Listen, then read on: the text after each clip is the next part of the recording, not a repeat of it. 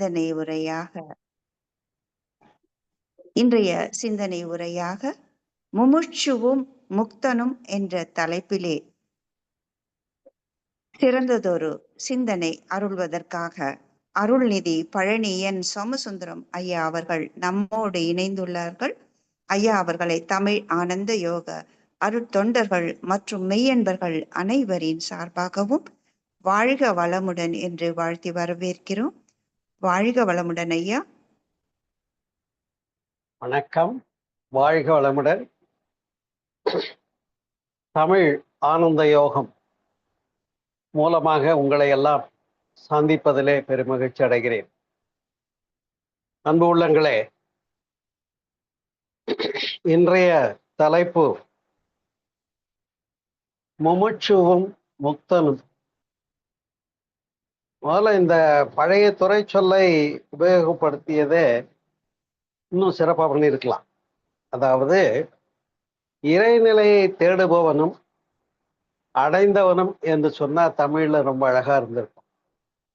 இருந்தாலும் ஆன்மீக துறை சொல்லாக இருக்கிற காரணத்தினால இதையே இன்றைக்கு தலைப்பாக மேற்கொண்டிருக்கிறோம். எனவே தலைப்பு உங்களுக்கெல்லாம் விளங்கும் என்று எண்ணுகிறேன். ஏனென்று சொன்னால், முமுட்சு என்று சொல்லக்கூடியவன் யார் என்று சொன்ன, இறை உணர்வு பெற வேண்டும் என்று இறை நாட்டத்தோடு முற்படுகிறவன், செயல்படுகிறவன் என்று கூட. அந்த முமுட்சுவுக்குன்னு ஒரு அடையாளம் வச்சாங்க. அதே போல அப்படி போனா எவ்வளவு நாளைக்கு போயிட்டே இருக்கிறது? இறைநிலை அடையணும்னு போயிட்டே இருக்கும். எவ்வளவு நாள் ஆகும் அடையறதுக்கு? அடைஞ்சிட்டேன்னு சொல்லக்கூடிய தைரியம் வரணுமா இல்லையா? அது நான் அடைஞ்சேன்னு யாரும் சொல்லிக்க மாட்டாங்க. அது தன்முனைப்பு இல்லாத இடம் வந்துடுறதுனால அந்த பெருநிலையில அமைந்து அழகா இருப்பாங்க. அதுதான் சிறப்பு. அப்ப அவங்களையெல்லாம் நாம என்ன பண்றோம்? ஞானி, முக்தன் என்று பெயர் கொடுத்துருக்கோம் இல்லையா? ஞானின்னு சொல்லுவோம், முக்தர், ஜீவன் முக்தர்னு சொல்லுவோம், முழுமை பெற்றவர் என்று சொல்லலாம், ஸ்தித பிரஜன் என்று சொல்லலாம், நிறைமதி உடையோர் என்று தமிழ்ல சொல்லப்படுவோம். இப்ப இந்த தலைப்பை கையாள வேண்டிய அவசியம் என்ன வந்தது என்று சிந்தித்தோமே என்று சொன்னால், அன்பு உள்ளங்களே, நான் இப்பொழுது சில பல மாதங்களாக, ஏன் ஒரு வருடத்துக்கு மேல கூட இருக்குமோன்னு நினைக்கிறேன், நம்மோடு இந்த ஆனந்த யோகத்திலே பயணித்துக் கொண்டிருக்கிறேன். என்னுடைய முதல் தொடக்கத்துல நான் எடுத்த தலைப்பு என்னன்றத நீங்க எண்ணி பார்த்தீங்கன்னா, பக்தியும் தன்னை அறிதலும் என்பதுதான் முதல் தலைப்பு. அதிலேயே கிட்டத்தட்ட நான் ஒரு விஷயத்தை குடகமாக சொல்லி இருந்தேன்.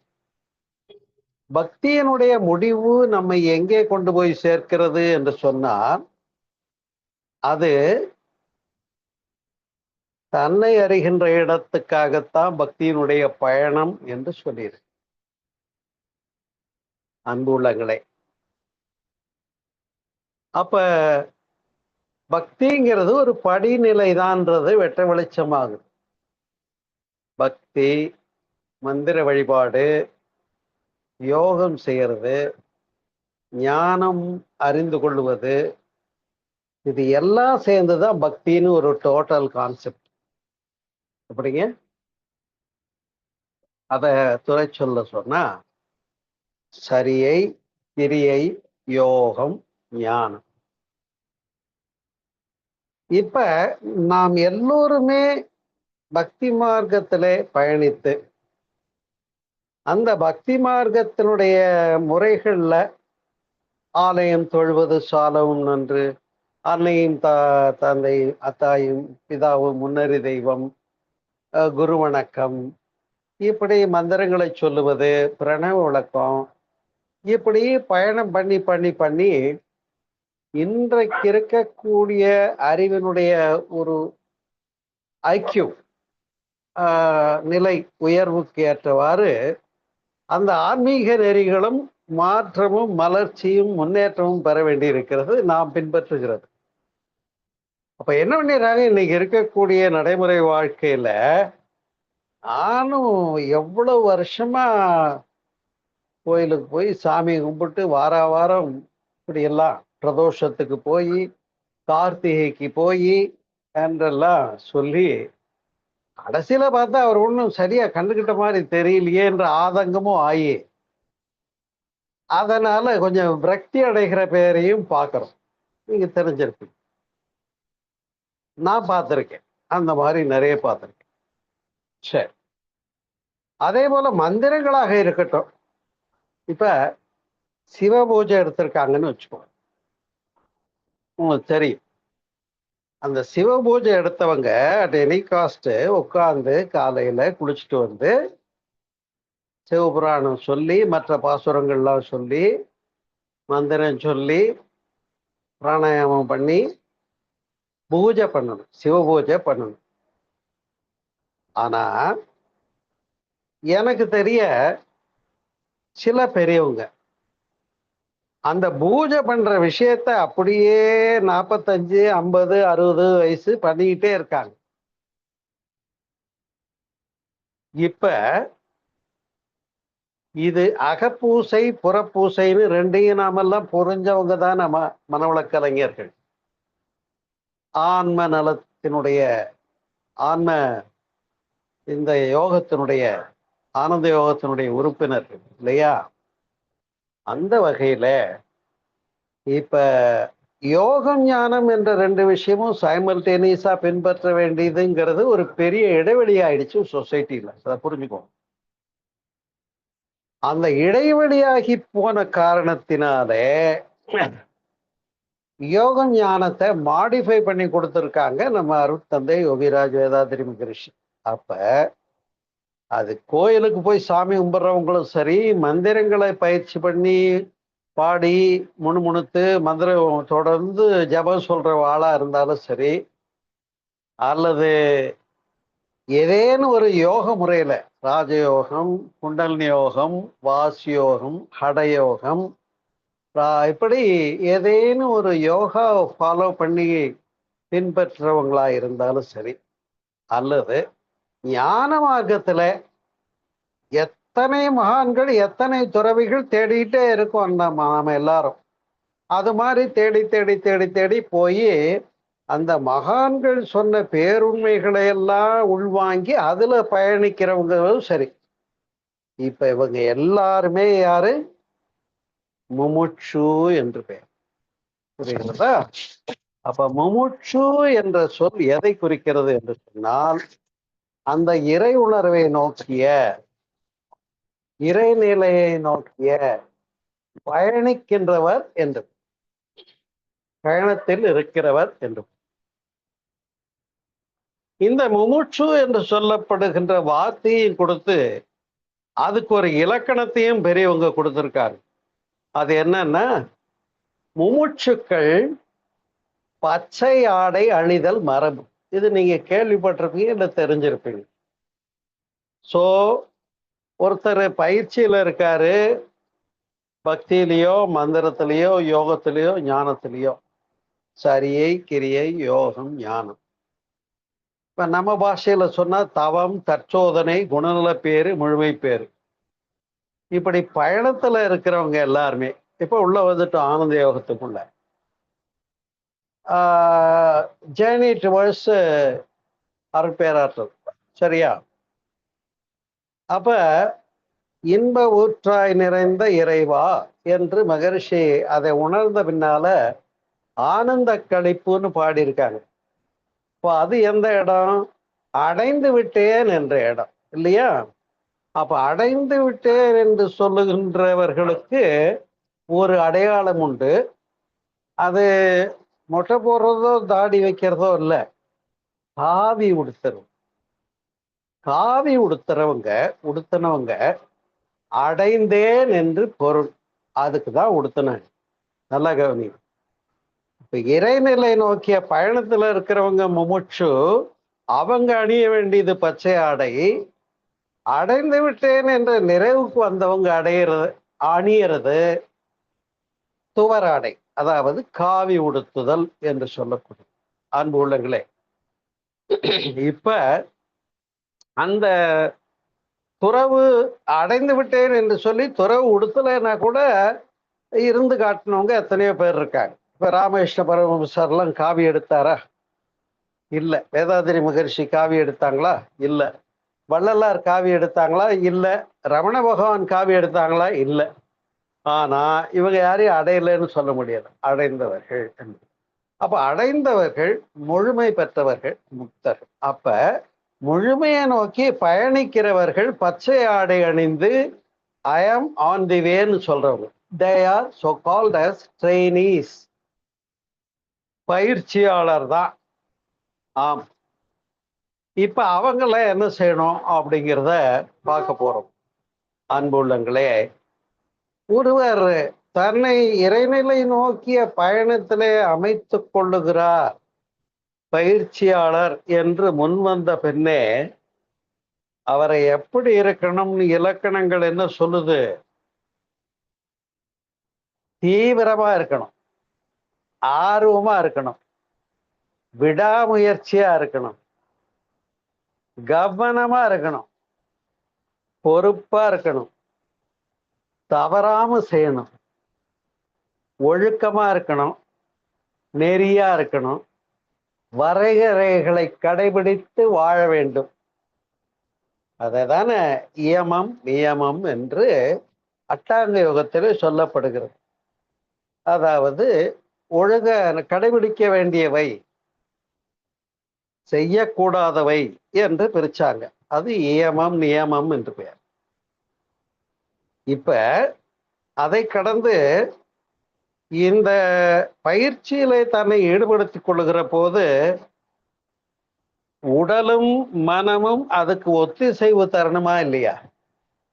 அதுக்காக தான் நம்முடைய மகரிஷியினுடைய அமைப்புல இதை முதல்ல உடற்பயிற்சியை கொடுத்து தான் உள்ள கூப்பிடுறோம். அப்ப முறையாக உடலை பேணுகிறவர்களுக்கு அடுத்த கட்டத்துக்கு போறதுக்கு தகுதிங்க. ஆனால் அன்பு உள்ளங்களே, இப்ப மன்றத்துக்கு வந்த உடனே உடற்பயிற்சி சொல்லி கொடுத்துட்றோம். அடுத்தது காயகல்ப பயிற்சி எந்த கட்டத்திலையும் எடுக்கலாம். அடுத்தது தீட்சை எடுக்கிறாங்க. இப்ப இது என்ன பேரு? தவம் என்று பெயர். பயிற்சி எடுக்கிறது பேர் என்ன? குண்டலினி யோகம். SKY, சிம்பிளிஃபைடு குண்டலினி யோகா பயிற்சி எடுத்தாச்சு அப்படின்னா அவங்க தவம் செய்கிறவர்கள் என்று பெயர். சரியா? அப்ப இது தவத்துல முதல் நிலை எது நமக்கெல்லாம் ஞாபகம் இருக்கும்? ஆகினை என்று சொல்லக்கூடிய. அன்பு உள்ளங்களே, ஒருவர் யோக நிலையிலே பயணப்படுகிற போது யோகத்துக்கு காரணம் ஒன்றுதல். ஒன்றுதல் எதன் மீது ஒன்றுதல்? நம்முடைய உடம்புல இருக்கிற குண்டலினி சக்தி, உயிரின் மீது ஒன்றுதல். உடம்புல உயிர் எங்க இருக்குன்னு தெரியாம இருந்தோம். இங்க வந்த உடனே குருவானவர் புருவத்திடை உந்தன் பூவிரலால் தொட்டு எந்தன் உயிர் உணர்த்தி கொடுத்தாங்க இல்லையா? அப்ப இந்த உணர்த்துதலுக்கு முன்னே என்ன நடந்தது அப்படின்னு ஒரு கொஞ்சம் பிளாஷ்பேக் பார்த்தோம்னு சொன்னா, இந்த உடம்புல இருக்கிற 6 ஆதாரங்களை கடந்து மேல கொண்டு வர்றதுக்கு ஏகப்பட்ட நடைமுறை கடமைகளை பெரியவர்கள், யோகியர்கள், ஞானியர்கள் வகுத்து கொடுத்தார்கள். உதாரணமாக இப்ப விநாயகர் ரகுவல்ல சொன்னது போல, மூலாதாரத்தில் மூண்டெழும் கனலை காலால் எழுப்பும் கருத்தறிவித்து. இப்போ மூலாதாரத்தில் இருக்கக்கூடிய குண்டலினி சக்தியை எழுப்புறதுக்கு எது உதவுச்சுன்னா, அன்னைய நாள்ல வாசியோகம் என்ற பயிற்சி முறை உதவியது. ரேசகம், பூரகம், கும்பகம் இல்லையா? அப்ப கும்பித்து நிற்கிற போது அது ஸ்தம்பனம் என்று பெயர், அடக்கிறது. ஆனா மகரிஷி என்ன பண்ணாங்க? மூச்சினை இழுத்து இழுத்து அடக்கி விட்டதனால் என்ன கண்டீர்னு பாடி இருக்காங்க. நல்லா கவனிக்கணும். மகரிஷியுடைய பாடல் இருக்கு, நீங்க எடுத்து படிச்சு பாருங்க. அப்ப பயிற்சி முறையில இது ஸ்தம்பனம் தவறு என்று சொல்லியிருக்காங்க. அது ஒரு தனி கருத்து, அதை அப்புறம் சிந்திப்போம். சரி, இப்ப புருவ மத்திக்கு எடுத்து கொடுக்கறதுக்கே திருமந்திரம்லாம் என்ன சொல்லுதுன்னா, குண்டலினி சக்தி இங்க 6வது மையத்துக்கு வரணும்னா it will take more then 12 years. ஒரு 16 வயதுல ஒருவன் வயதுக்கு வந்தாச்சு, ஒரு பெண்ணோ ஆணோ. அதுக்கு மேல 12 வருஷம், 28 வயசு தான். இதுக்கிடையில அவங்க இல்லறத்துல போயிட்டாங்கன்னு வைங்க, அப்ப அதுவும் ஸ்ட்ரக் ஆயிக்கும், பாதிப்பாய்க்கும், யோகாவுல போக முடியாது. இப்படி சில பிணக்குகள் இருந்ததுனால யோகம் செய்யணும் அப்படின்னு சொன்னாலே இது எங்க இருந்துங்க குடும்பத்தை பார்க்கறதா, யோகா பண்ணிட்டு கண்ணை மூடி உட்கார்ந்தா சாமியார்னு நினைச்சிடுறாங்க. இது ஏதோ தூரமான விஷயமா இருக்கு. இதுவும் பெண்களுக்கு இல்லைன்ட்டாங்க. என்ன சொல்லிட்டாங்க? பெண்களுக்கு யோகம் கிடையாதுன்னு அந்த நாள்ல சொல்லிட்டாங்க. தெரியுமா உங்களுக்கு? ஆனா நீங்க எத்தனை பேர் இப்ப நம்முடைய ஆனந்த யோகத்துல இணைந்து பெண்கள் பயன்பெற்று பயிற்சி பெற்று முழுமை பெற்று இருக்கிறீர்கள். அது போல இப்படி பயிற்சியில மேல வர்றதுக்கே ரொம்ப காலம் ஆகும்னு சொன்ன கதையை மாத்தி உங்களுக்கு எவ்வளவு நேரத்துல குண்டலினி யோகத்தை, எளிமறை குண்டலினி யோகத்தை வேதாத்திரி மகர்ஷி கொடுத்தாங்க? ஒரு அரை மணி நேரத்துல மூல ஆதாரத்திலிருந்து 6 ஆதாரங்கள் வந்து பூர்வ மத்தியில உணர்த்தி கொடுத்தாங்களா இல்லையா? அப்ப நாமெல்லாம் எவ்வளவு பாக்கியவான்கள் பாருங்க. இங்க போறதுக்கே பெரிய விஷயம்னு பல நூல்கள்ல சொல்லப்பட்டிருக்கு. இப்ப இது என்னன்னு கேட்டா, பிரத்யாகாரம்னு வெளியில போயிட்டு இருக்க மனதை திசை திருப்பறதுக்கு ஒரு உபாயம்தான் அது. அப்ப அது மூச்சாகவும் இருக்கலாம், குண்டலினி சக்தியாகவும் இருக்கலாம். அதை வந்து நம்முடைய மன இயக்க மையத்துல நிறுத்துறதுக்கு சொல்லி கொடுத்த போது, இப்ப பயிற்சியாளனுக்கு மொதல் ஸ்டேஜ் கொடுத்தாச்சு. எங்க நிக்கணும்னா, இந்த 5 புலன்களையும் உன்னுடைய வசப்படுத்தி இங்க கொஞ்ச நேரம் அமைதியா நில்லுன்னா நிக்கக்கூடிய அளவுக்கு இங்க ஒரு உணர்வை கொடுத்து சிறப்பு செய்தது மகரிஷியினுடைய குண்டலினி யோக நெறியினுடைய ஒரு மகத்தான பாக்கியம் அது. சரியா? சரி, இப்ப வெறும் குண்டலினி யோகம் பண்ணு, ஆகினை பண்ணு, சாந்தி பண்ணு, துரியம் பண்ணு, துரியாதீதம் பண்ணுன்னு சொல்லி வீட்டுக்கு அனுப்பிச்சிருக்கலாமா இல்லையா? மனவளக்கலையில இல்ல. மகரிஷி என்ன சொன்னாங்க? தவம் இதுலதான் ஆகினை, சாந்தி, தண்டுவட சுத்தி, நாடி சுத்தி இல்லையா, அப்புறம் துரியம், துரியாதீதம், இது எல்லாமே கொடுத்தாங்க. அப்புறம் இன்னும் மேலும் சில முதுநிலை பயிற்சிகளும் கொடுத்துருக்காங்க. ஜீவகாந்த பெருக்க பயிற்சிகள், காய்கல்ப பயிற்சி. இதெல்லாம் என்னன்னா we are in the practicing stage-ன்னு பேர். அன்பு உள்ளங்களே, இப்ப இந்த தலைப்பை நான் பேச வேண்டிய அவசியம் என்ன வந்ததுன்றத சொல்ல கடமைப்பட்டிருக்கேன். இப்ப நம்முடைய குழுவில் நான் பேச ஆரம்பிச்ச போது முதல்ல உடற்பயிற்சி பேசியிருக்கேன், குண்டலினி யோகம்னா என்னன்னு பேசியிருக்கேன், மனம்னா என்னன்னு பேசியிருக்கேன், எண்ணம்னா என்னன்னு பேசியிருக்கேன், அறிவுனா என்னன்னு பேசியிருக்கேன், மனோ மையம் எதுன்னு ஆகினையை பேசியிருக்கோம், அறிவு மையம் எதுன்னா துரியத்தை பேசியிருக்கோம். புரியுதுங்களா? அப்படியே பயிற்சி செய்ய செய்ய என்ன ஆகணும்னா பாவ பதிவுகளும் போக்கும் வழிகளும் ஒரு முக்கியமான தலைப்பு வந்திருக்கும். அந்த தலைப்பு ரொம்ப முக்கியமான தலைப்பு. எனக்கெல்லாம் மகர்ஷியிடத்துல மாணவனாக பயின்று இங்க பழனிக்க வந்து மன்றமும் தொடங்கி அருள்நிதி ஆன பின்னால கூட நான் பொறுப்பாசிரியர் கருத்தரங்கு கும்பகோணத்துல போட்ட போது நான் ஒரு பாட்டுல இருக்க சிக்கலான கருத்தை தூக்கி வச்சுக்கிட்டு பாவப்பதிகளும் போக்கும் வழிகளும்ல இதுக்கு எனக்கு பதில் சொல்லுங்கன்னு நான் கேட்டுக்கிட்டு இருந்தது எனக்கு ஞாபகத்துக்கு இருக்கு. புரியுதுங்களா? அது வந்து கைவலி நவநீதம்ன்ற நூல்ல உள்ள வரிகள். அது எதற்கு இதை சொல்ல வர்றேன்னு சொன்னா, அன்பு உள்ளங்களே, இப்ப தவ மட்டும் கொடுத்து நீ யோகா பண்ணா தியானம் பண்ணா நீ மேல போயிடலாம், கடவுளோட ஒன்றிடலான்னு முடிச்சுட்டாங்களான்னு கேட்டா இல்லவே இல்லை. சாமிஜி என்ன சொல்றாங்க? தவம் முதல் படிதான். அப்புறம் தற்சோதனை. தற்சோதனை என்னன்னா நமக்கு தெரியும். ஞாபகப்படுத்த விரும்புறேன். முதல் தலைப்பு எண்ணம் ஆராய்தல். தியானத்தை சொல்லி கொடுத்துட்டு முதல் தலைப்பு எண்ணம் ஆராய்தலை கொடுத்தாங்களே, அதை ஒழுங்கா பண்ணியிருந்தா மனம் நல்லா நிக்குது எனக்குன்ற இடம் வந்திருக்கும். எண்ணம் ஆராய்தல்ல எண்ணம்னா என்னன்னு ஒரு கேள்வியை போட்டு அதுக்கு ஒரு 10 படி கொடுத்தாங்களே, 10 ஸ்டெப்ஸ். ஒரு எண்ணம்னா 10 படிநிலைன்னு சொன்னாங்களே, ஞாபகம் இருக்கா? உங்க எல்லாருக்கும் கட்டாயமா ஞாபகம் இருக்கும். நீங்க ஆனந்த யோகத்தினுடைய உறுப்பினர்கள், வேறு பக்கம் அல்ல. சரி, அப்ப உங்களுக்கு என்ன? உணர்ச்சி, தேவை, முயற்சி, செயல், விளைவு, அனுபவம், ஆராய்ச்சி, தெளிவு, முடிவுன்னு 10 கட்டமா ஒரு எண்ணம் செயல்படுதுங்கிறதும், அதுல ஆராய்ச்சி, தெளிவு, முடிவு என்ற கடைசி 3 கட்டங்கள் நமக்கு சிந்தனையாளர்களுக்கு தேவை, தற்சோதனையில தேவை அப்படிங்கிறதையும் நமக்கு பயிற்சியா மகரிஷி தற்சோதனையில முதல் தலைப்பா கொடுத்துட்டாரு. அப்புறம் எழும் விதம் 6 சொல்லிட்டாரு. இப்ப ஒழுங்கா எண்ணம் ஆராய்தல் பண்ணவங்களுக்கு தியானம் பண்ணும்போது மனசு ஓடுதே சார் என்னன்னு ஒரு கேள்வி வந்துச்சா இல்லையா? இது உண்மையை ஒத்துக்கணும். ஏன்னா சிலர் இந்த விஷன் கோர்ஸ் அது இதெல்லாம் முடிச்சுட்டவங்க கூட என்கிட்ட வந்து அது என்னங்க தியானத்துக்கு உட்காந்தாதாங்க மனசு ஓடுதே என்ன செய்யறது அப்படின்னு கேள்வி கேட்டவங்க எல்லாம் உண்டு. பயிற்சி எடுத்தவங்க, அருள்நிதி ஆனவங்க, பிரம்மஞானம் முடிச்சவங்க, துரியாதீதம் எடுத்தவங்க கூட என்னிடத்துல சில பேர் தியானத்துக்கு உட்காந்தாதான் சார் மனசு ஓடுது, அது என்ன பண்றதுன்னு தெரியலன்னு முதல் கேள்வி நிற்கும். இந்த கேள்விக்கு பதில் எங்க இருக்குன்னு கேட்டீங்கன்னா, எண்ணம் ஆராய்தல் ஒழுங்கா பண்ணா மனம் நிக்க பழகிடும்.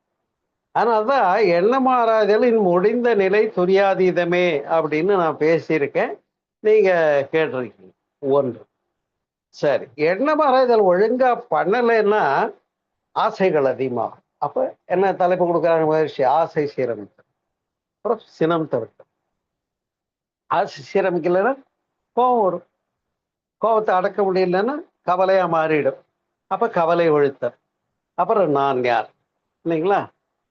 அப்புறம் என்னென்ன தலைப்பு இப்போ கொஞ்சம் சொல்லுங்க பார்ப்போம். அப்படியே கொஞ்சம் நீங்க பயிற்சி எடுத்தது ஃபாலோ பண்ணதெல்லாம் இப்ப சொல்லுங்க பார்ப்போம். முதல்ல உடல் நலத்துக்கு தலைப்பு கொடுத்தாங்களா? அப்புறம் தவத்தை பத்தி சொன்னாங்களா? அப்புறம் மனோசக்தி, எண்ணம் ஆராய்தல், சினம் தவிர்த்தல், கவலை ஒழித்தல், நான் யார், இல்லையா? பார்த்ததெல்லாம். அப்புறம் அடுத்த தலைப்பு பாவப்பதிவுகளும் போக்கும் வழிகள். அன்பு உள்ளங்களே, தவம் எதற்காக என்று சொன்னார். அன்பு உள்ளங்களே, தவம் எதற்காக என்று சொன்னார்.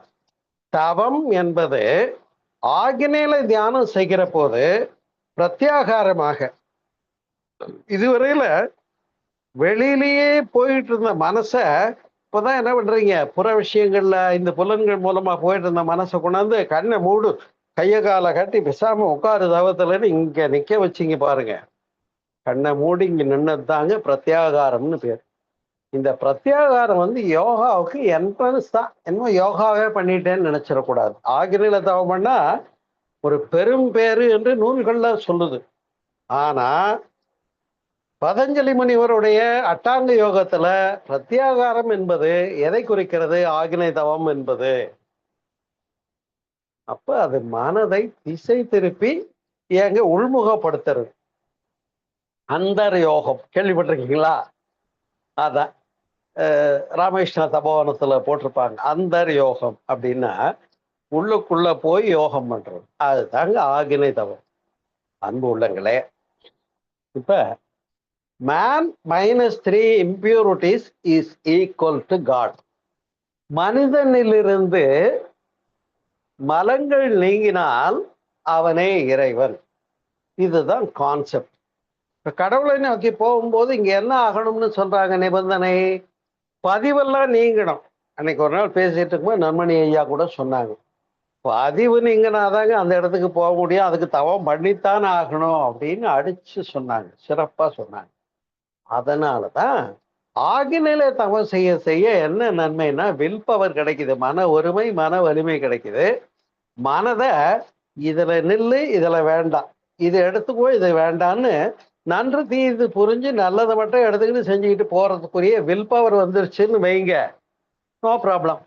மனம் நல்லா நீங்க நில்லுன்னா கம்முன்னு நிக்குது. சரியா? நீங்க நில்லுன்னா மனம் நல்லா நிக்குது புருவ மத்தியில அப்படின்ட்டா, then you are eligible to the next stage of துரியம். இப்ப தாங்க துரியம் கொடுத்துருக்கணும்.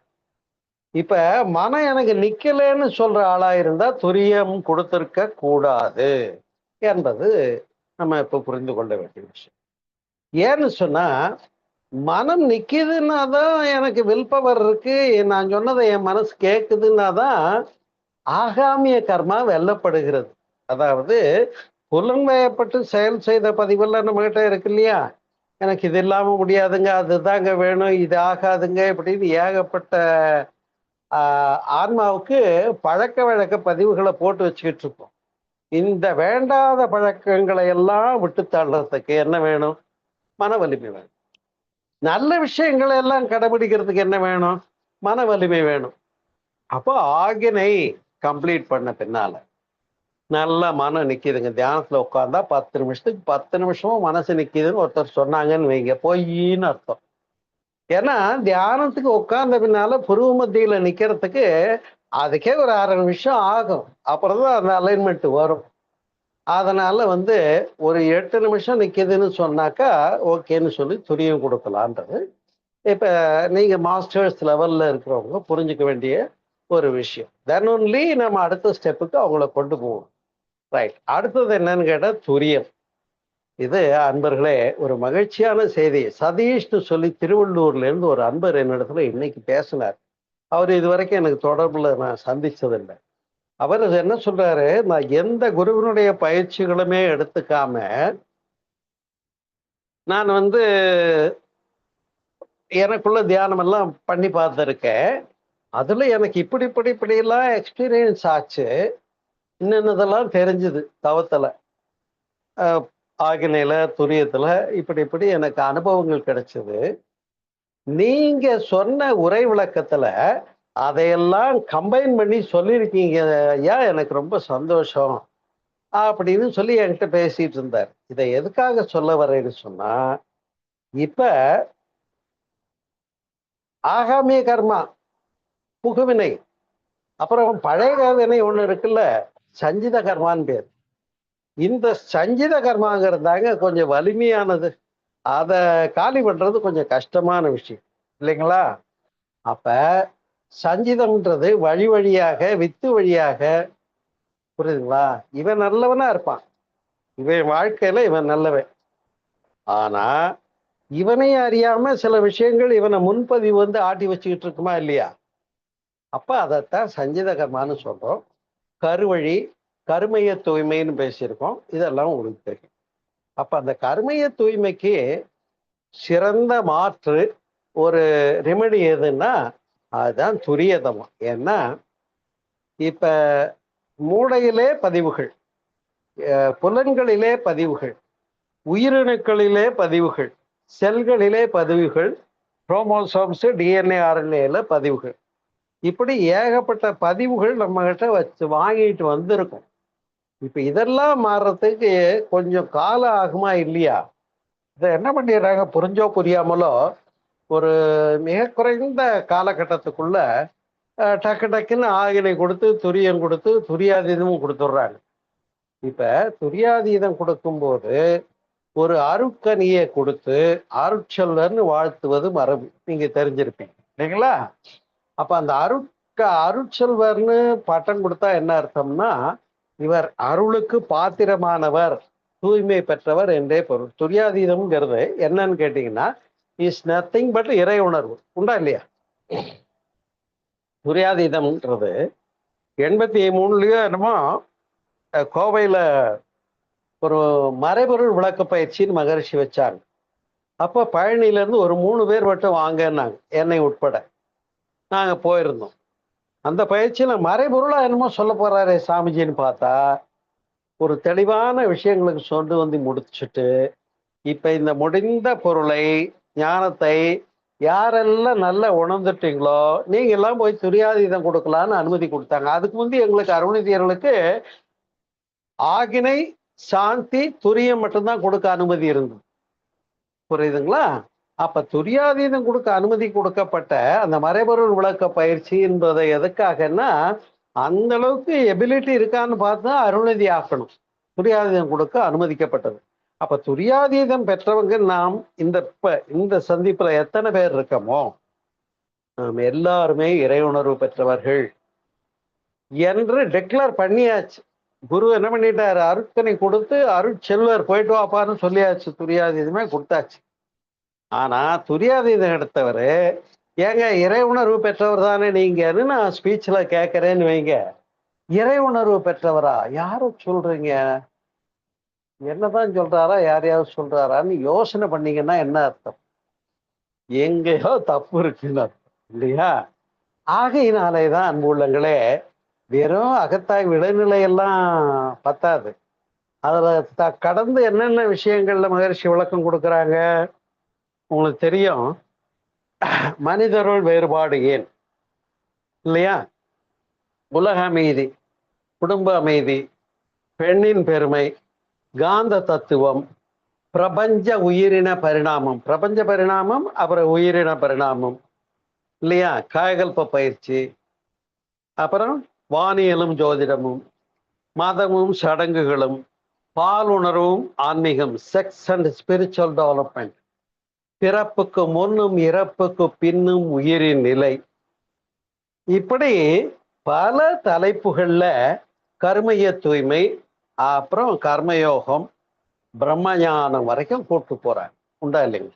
அப்படியே கொஞ்சம் வந்துருங்க என் கூடவே. இப்ப இவ்வளவு தலைப்புகள்ல விளக்கம் அகத்தாய்வுகள்ல முதுநிலை தலைப்புகள்ல, முதுநிலையில நீங்க எடுத்திருப்பீங்க அகத்தாய்வு 1, 2, 3, 4ன்னு ஒவ்வொன்றிலையா நம்மள மகரிஷி என்ன பண்றாங்க, ட்ரெயின் பண்ணிக்கிட்டே போறாங்க. அப்ப பாவப்பதிவுகளும் போக்கு மொழிகளும் கொடுத்தாங்களே, என்கிட்ட பதிவெல்லாம் நீங்கிச்சான்னு வெரிஃபை பண்ணிக்க வேண்டியது யாரு? நல்ல யோசனை. இத போய் குரு செக் பண்ணி பார்த்து அப்புறம் இவருக்கு பாஸ் கொடுத்து மேல அனுப்ப முடியாது. நான் இந்த அனுபவங்கள்லாம் எனக்கு நிறைவா இருக்குதுங்க. மனசு என்னுடைய கட்டு இல்லாம ஓடல, நல்லா இருக்கு. என்னென்ன எக்ஸ்பீரியன்ஸ்ன்னு சொல்லும்போது அதை பொறுத்து அப்புறம் புரியாதீதமும் அளிக்கப்படுவது உண்டு. சரியா? அப்ப மனிதருள் வேறுபாடு என்ன ஒரு டாபிக், அதை தெரிஞ்சா நமக்கு என்ன தெரியுது, ஏன் நாட்டுல இப்படி எல்லாம் பலவிதமா இருக்கான் மனுஷன் அப்படிங்கிற கேள்விக்கு அதுல பதில் கொடுக்கிறார். கர்மயோகம்னு ஒரு தலைப்பு, உலக பொது அருளறி சமயம் கர்மயோகம்னு ஒரு தலைப்பு, கடமை அறம் என்று சொல்லுகிறார். இதுக்கு மேல தலைப்பே இல்லைங்க. இதை எண்ட் ஆஃப் சப்ஜெக்ட். என்னை பொறுத்தவரையில் நீங்க பாடமெல்லாம் என்கிட்ட கேட்டுக்கிட்டே வந்தீங்கன்னா, கர்மயோகம் டாபிக் கேட்டீங்கன்னா இனிமேல் உங்களுக்கு பாடம் வேண்டியதில்லை என்று நான் எடுத்துக்கொள்வேன். அதுதான் எண்ட் ஆஃப் சப்ஜெக்ட். அப்ப பிரம்மஞானமும் வேணும், கர்மயோகமும் வேணும். பிரம்மஞானம்ங்கிறது என்னன்னு கேட்டா பயிற்சி இல்லை, விளக்கம்தான். அன்பர்களே, ஒரு சின்ன உதாரணம் நான் சொல்லியிருக்கேன், பேசியிருக்கேன், உங்களுக்கு ஞாபகம் இருக்குன்னு நினைக்கிறேன். முதல் முறையாக கும்பகோணத்துல சர்வமங்களா கல்யாண மண்டபத்துல அந்த 84 வாக்குல தான் நினைக்கிறேன் பிரம்மஞான பயிற்சி முதல் முறையா வைக்கிறாங்க. நான் மகரிஷியோட மேடையில பேராசிரியர் வரிசையில மகரிஷி பக்கத்திலேயே உட்காந்துருக்கேன். என்னுடைய பெண்ணும் பணம் கட்டி பிரம்மஞானம் எடுக்கிறதுக்கு வந்திருக்காங்க. பயிற்சிக்கு 400 பேர் வந்திருக்காங்க. முதல் நாள் பயிற்சி தொடங்குது. வரவேற்புரை, தாபம், அறிமுறை சொன்ன பின்னால இப்படி இருக்கணும் நிபந்தனைகள்லாம் சொன்னப்போ மகரிஷி முதல் தலைப்பு எடுக்கிறாங்க, பேச ஆரம்பிக்கும். மகரிஷி என்ன சொல்ல போறாங்க பிரம்மஞானம்ன்ற சப்ஜெக்ட்லன்னு எல்லார போல நானும் ஆர்வமா உட்கார்ந்துட்டு இருக்கேன். அப்ப மகரிஷி சொன்னாங்க, நீங்கெல்லாம் பாவம் ஒரு 3 நாளைக்கு லீவை போட்டு இதுக்காக நாளே புறப்பட்டு உங்க ஊர்ல இருந்து இங்க இங்க என்ட்ரி போட்டு பணத்தை கட்டி லீவை போட்டு குடும்பத்தை விட்டுட்டு எல்லாம் பண்ணி முறையா இங்க சிஸ்டமேட்டிக்கா பேட்ச் வாங்கி உட்கார்ந்து கோர்ஸுக்கு பிரம்மஞானத்துக்கு வந்திருக்கீங்க சொன்னார் தெரியுமா. ஆனா நானும் உங்க எல்லாரையும் பிரம்மமா பாக்குறேன்னாரு. நான் நினைச்சிட்டேன் முடிச்சிட்டாருப்பா, சப்ஜெக்டே முடிச்சிட்டார். பிரம்மஞானம்னா என்ன? எல்லாம் பிரம்மன்ற தெளிவு தான் பிரம்மஞானம். எல்லாம் பிரம்மன்ற தெளிவு வந்தா நானும் பிரம்மன்ற தெளிவு வந்துருச்சுன்னு அர்த்தமா, இல்ல எல்லாம் பிரம்மம் நான் மட்டும் வேறேன்னு சொல்லுவீங்களா? நியாயமா பேசணும். இந்த இடத்துலதான் எனக்கு கோபம் வருது. புரியுதுங்களா? இது பாரதியாருக்கு வந்த கோபம். கோபம்னா உங்களுக்கு எல்லாம் கோபம் வரலாமா? நீங்க எல்லாம் ஞானியா, நீங்க எல்லாம் ஒரு அருள்நிதியா, பேராசிரியரா, அப்படிலாம் என்ன கேட்கக்கூடாது. சரியா? என்னன்னு கேட்டா, அப்ப அந்த முழுமை தெளிவு எல்லாரும் பெற்றுவிட்ட நிலைதான் பிரம்மஞானம்ங்கிறது. பிரம்மஞானம் கொடுத்து சர்டிபிகேட்டும் வாங்கிட்டு வந்தாச்சு. இல்ல காந்த தத்துவ பேராசிரியர்னு கொடுத்தாங்க மகர்ஷி, நான் வாங்கியிருக்கிறேன். சரியா? ஆனா காந்த தத்துவம் புரிஞ்சு உணர்ந்து எல்லாம் பிரம்மம்னு தெரிஞ்சுக்கிட்ட ஞானம் எனக்கு இருக்குன்னு நான் நம்பிக்கையோட டிக்ளேர் பண்ணுமா இல்லையா? டிக்ளேர் பண்ண அது தப்பா? இல்ல. எனக்கு நல்லா புரிஞ்சிருக்குங்க மகரிஷி கொடுத்த பிரம்மஞானம் அல்லது காந்த தத்துவம் எனக்கு புரிஞ்சிருக்கு அப்படிங்கிற இடம் வேண்டியிருக்கு. இப்ப நான் உங்களுக்கு இந்த தலைப்புகளை எல்லாம் பேசி பேசி பேசி பேசி இப்ப வேதாதிரியம் என்ற தலைப்பு உட்பட, உலக அமைதி என்ற தலைப்பு உட்பட எல்லா மகரிஷியுடைய கருத்துக்களையும் பேசி முடிச்சுட்டேன். முடிச்ச பின்னால இப்ப என்ன பேசிட்டு இருக்கேன் ஆனந்த யோகத்துல, பல மகான்கள் இந்த இடங்களை எப்படி சொல்லியிருக்காங்கன்னு கம்பைன் பண்ணி ஒவ்வொரு மகான்களையும் பார்த்துக்கிட்டு இருக்கோம். உண்டா இல்லையா? இதுதான் உங்களுக்கும் எனக்கும் இப்ப போயிட்டு இருக்கிற கதை. சரியா? கதை புரியுதுல்ல?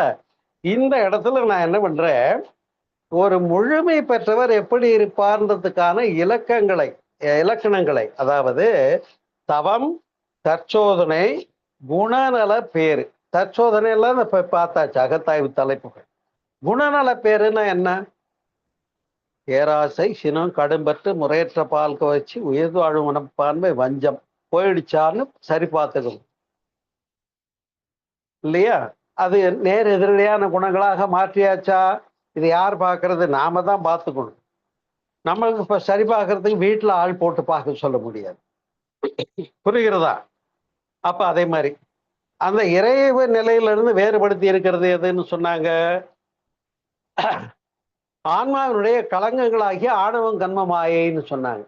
அப்ப இந்த 3 மலங்கள் நீங்க வேண்டும், 6 குணங்கள் நீங்க வேண்டும், 2 வினை பதிவுகள், பழவினை புகுவினை போக வேண்டும். இந்த ஒரு 3, இந்த ஒரு 6, இந்த ஒரு 2 கம்ப்ளீட் ஆகாம யாராவது அவசரப்பட்டு அருள்நிதி பட்டம் வாங்கியிருந்தீங்கன்னு வைங்க, ஆளியார் போக சொல்லிட்டாங்க எங்க மன்றத்துல அறிவித்திருக்கோம், எல்லாம் நீ முடிச்சுட்ட போ, அகத்தாய்வு 1 முடிச்சாச்சு, 2 முடிச்சாச்சு, 3 முடிச்சாச்சு, 4 முடிச்சாச்சு, பிரபஞ்சானத்துக்கு போயிட்டு அதுக்கப்புறம் நீ அருள்நிதி. சரி, அருள்நிதி ஆனதுக்கு அப்புறம் என்னன்னு ஒருத்தர் கேட்டார். நான் அப்பெல்லாம் ஆளியார்ல மகரிஷியோட மேடையில இருந்து சர்வீஸ்ல இருக்க காலம். அப்ப கேட்டாரு, எங்க இந்த மாதிரி அறிவித்திருக்கோயிலுக்கு வந்தா உடனே ஆகினை கொடுக்க, உடற்பயிற்சி, காயகல்ப பயிற்சி, ஆகினை, சாந்தி, துரியம், துரியாதீதம், அகத்தாய்வு 1, 2, 3, 4 டக்கு டக்குன்னு கொடுத்துக்கிட்டே இருந்தாங்க சார். சார் நானும் வந்தேங்க. ஆளியாருக்கு பிரம்மஞானத்துக்கு மகரிஷிக்கிட்டே வர சொன்னாங்க, வந்துட்டேங்க. அதுக்கப்புறம் என்னன்னு கேட்டேன், அருள்நிதி ஆகுறதுன்னாங்க. அதுக்கும் பணத்தை கட்டிவிட்டேனுங்க. கட்டிட்டு நான் பயிற்சிக்கு வந்துட்டேனுங்க. சரி, அப்ப அவர் என்ன கேட்கிறாரு, இதுக்கு மேல என்ன இருக்குன்னு கேட்டாரு. அப்ப எனக்கு எப்படி இருக்கும் கொஞ்சம் பாருங்க. அதுக்கு மேல என்ன இருக்கு? ஆளியார்ல இருந்து அப்படியே கொஞ்சம் பஸ்ஸை பிடிச்சி மேல போனா வால்பாறை தாங்க இருக்கு. அங்க ஏதாவது பாலாஜி கோயில் சுத்தி பார்த்துட்டு வர்றாங்க எல்லாரும். நான் போனதில்லை, நீங்க வேணா போயிட்டு வாங்கன்னு. புரியுதுங்களா? அதுக்கு ஆகையினால என்னன்னு கேட்டா, இந்த பயிற்சி படிநிலைகள்ல இருக்கிறவங்களுக்கு பேரு முமுட்சுன்னு பேர்.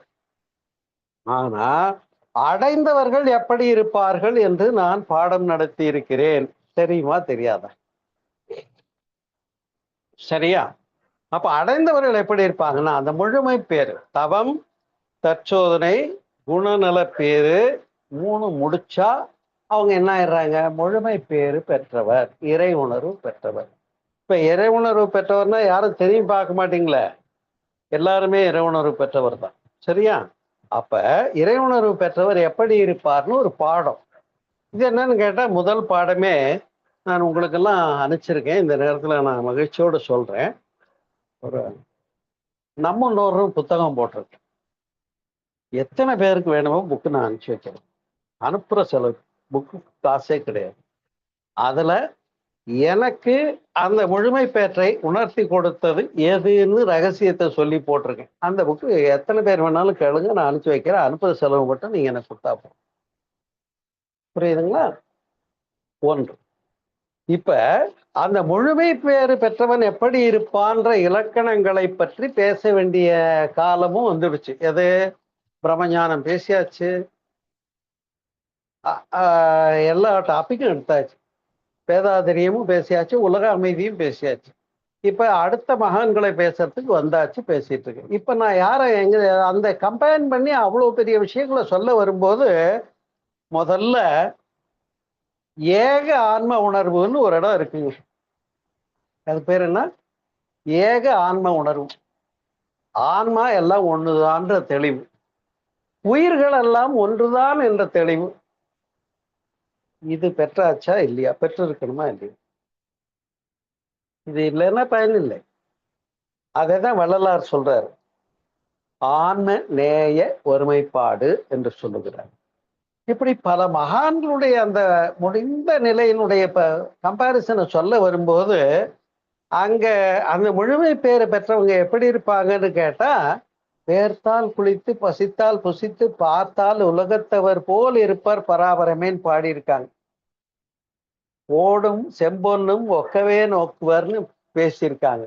அந்த பக்குவம் வந்திருக்கணுங்கிறத நான் சொல்ல வேண்டியிருக்கு. இப்படி சொன்னா நீங்க என்னங்க தவம் வேண்டாம் ஞானம் தலைப்பட வேண்டின், தவம் வேண்டும் ஞான சமாதி கை கூடின், ஞானம் வேண்டாம் ஞான சமாதி கை கூடின், இதெல்லாம் நான் பேசுறேன்.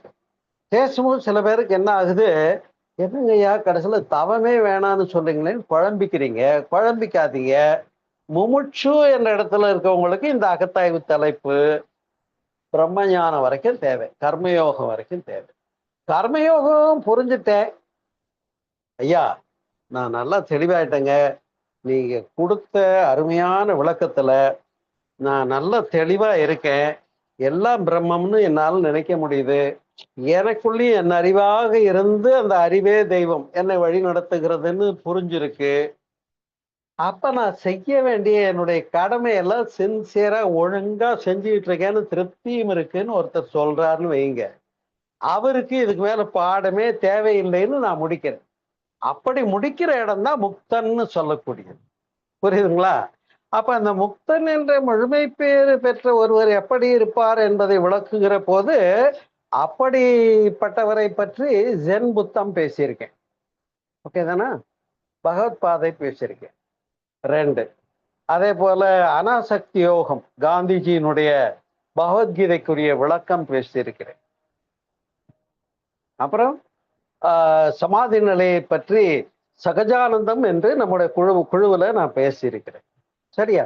இப்ப இந்த முடிந்த சப்ஜெக்ட்லாம் பேசும்போது என்ன ஆகுதுன்னா, கொஞ்சம் முன்னிலையில பயிற்சி எடுத்தவங்க யாராவது இருந்திருந்தீங்கன்னு வைங்க, ஐயா நீங்க என்னமோ வேண்டாம் எல்லாம் முடிஞ்சிடுச்சு ஒண்ணுமே செய்ய தேவையில்லை, ஒன்று அதாவது அடைவதற்கென்று ஒன்றுமில்லை என்று புரிந்து கொள்வதே ஞானம்னு நான் ஒரு வாசகம் பேசியிருக்கேன். ஞாபகம் வருதா? அடைவதற்கென்று ஒன்றுமில்லை என்று புரிந்து கொள்ளுவதே ஞானம். ஏன்னா அடையறதுக்குன்னு கடவுள்னு ஒண்ணு இருக்குன்னு பயணப்பட்டது நம்முடைய பழைய பழக்கம். நான் கடவுள் நோக்கி போயிட்டு இருக்கேன், அப்ப நான் பச்சை உடுத்தி கொள்ளுவேன், முமுட்சுன்னு சொன்னது ஒரு காலம். இப்ப நான் முமுட்சு இல்லை, அடைந்து விட்டேன் என்று டிக்ளேர் பண்ணக்கூடிய அந்த வெள்ளையாடையாவது அட்லீஸ்ட் உடுத்தின துணை பேராசிரியர் தானே நீங்களாம், சரியா? அப்ப நீங்க என்ன பண்ணக்கூடாது, இப்ப நான் இன்னும் அடையிலேயே அரியர் பேப்பர் இருக்குன்னு சொல்லக்கூடாது. அந்த அரியர் பேப்பர் தான் எதுன்னு சொன்னேன், அந்த 3, இந்த 6, இந்த 2. ஆணவம் கண்மம் மாயை 3, அருகுணங்கள் 6, இருவினை பதிவுகள், பழவினை புகுவினை. இது சுத்தமானாதாங்க அடுத்து நம்ம ரைட்டுன்னு அர்த்தம். அப்படி ஆனவங்க எப்படி இருப்பாங்கன்னா, கடவுள் ஒன்றென்று உணர்ந்திருப்பார்கள். நான் கேட்கிறேன், உங்க வீட்டுல பூஜையில எத்தனை படம் வச்சிருக்கீங்க?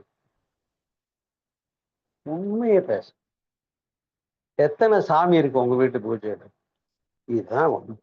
இப்ப எனக்கு அந்த இடத்துலதான் இடுக்கு. அதே போல இரட்டைகள் அற்றவர்கள் என்று பெயர். சரி,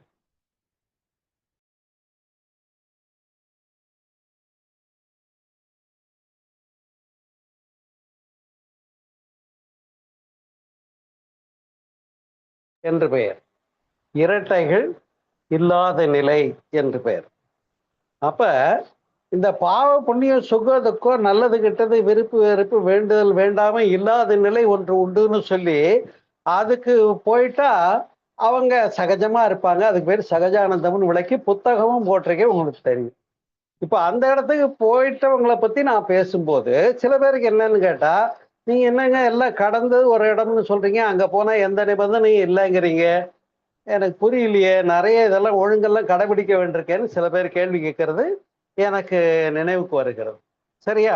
அப்பத்தான் அது முமுட்சுவுக்கு வேற ரூல்ஸுங்க, முடிச்சவனுக்கு வேற ரூல்ஸுங்கன்னு சொல்ல வேண்டியிருந்தது. அதுக்குத்தான் இணைய தலைப்பு. புரிகிறதா? சரி, அது புரிஞ்சா சரி. இன்னொன்னு, இப்ப துரியம்ங்கிறது என்ன?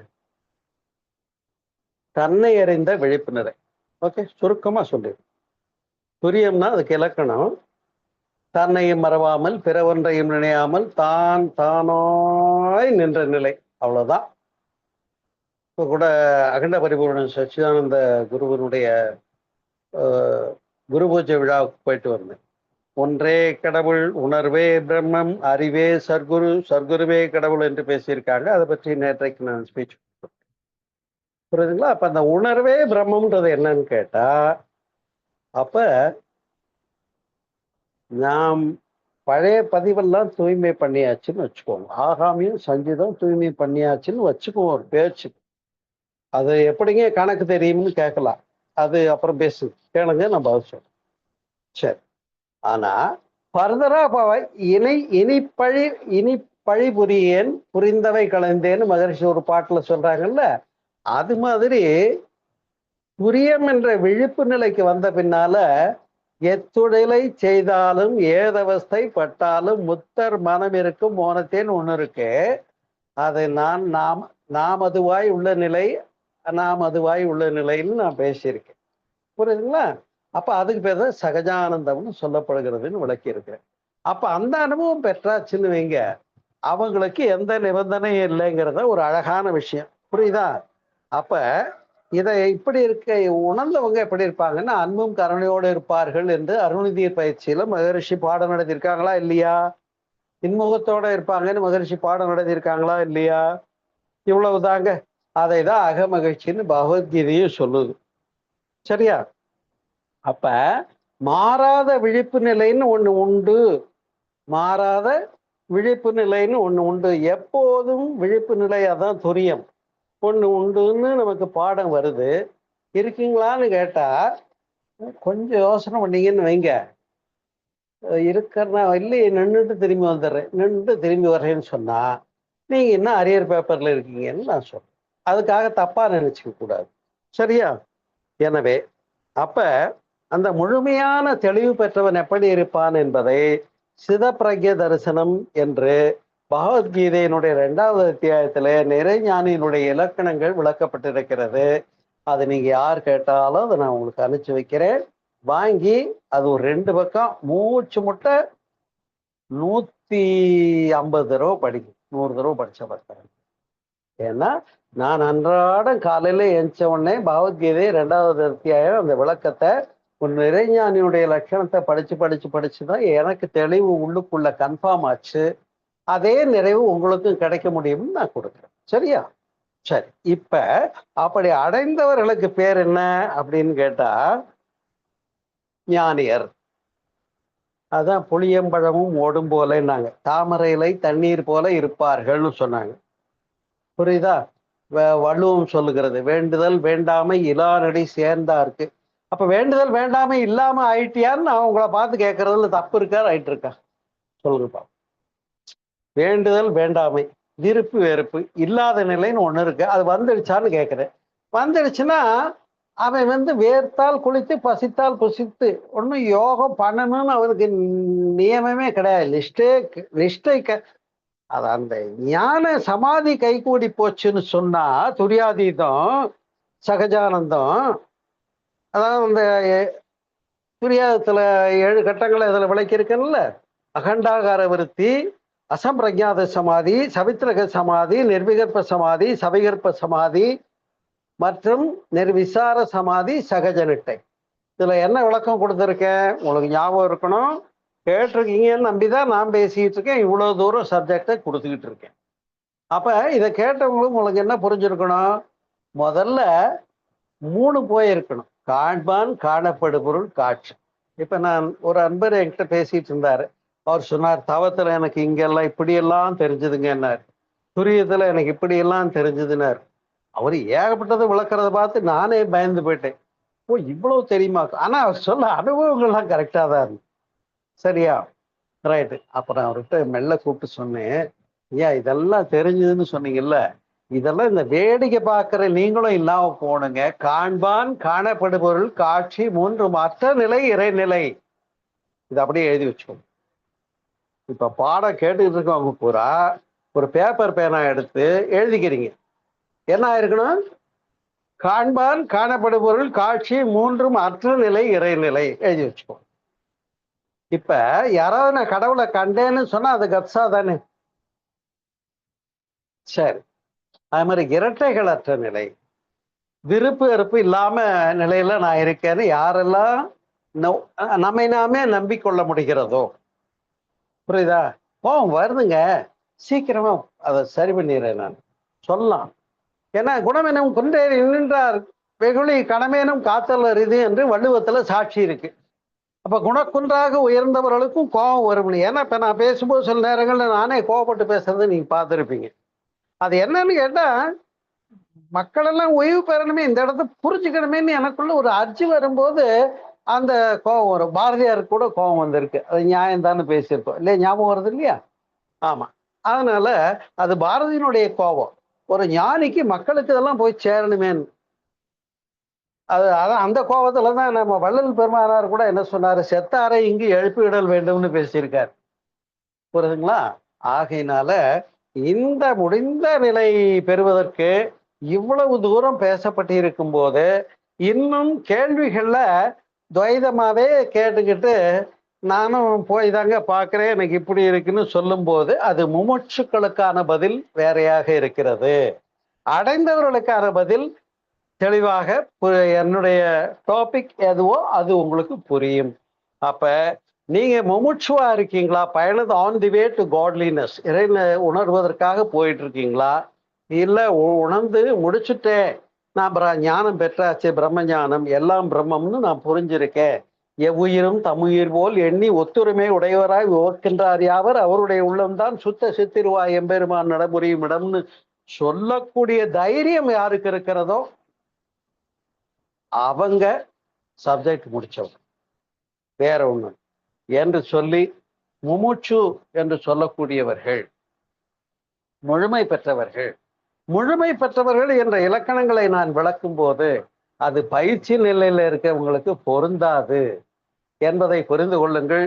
முமுட்சு வேற, பயிற்சி நிலையில இருக்கவங்க நான் ஆன் தி வே, நான் இப்பதான் என்ன தூய்மை பண்ணி அகத்தாய்வு பண்ணி தவம் பண்ணி தற்சோதனை பண்ணி குணநல பேரு பண்ணி முழுமை பேற்றை நோக்கி போகிறேன்னா முமுட்சு.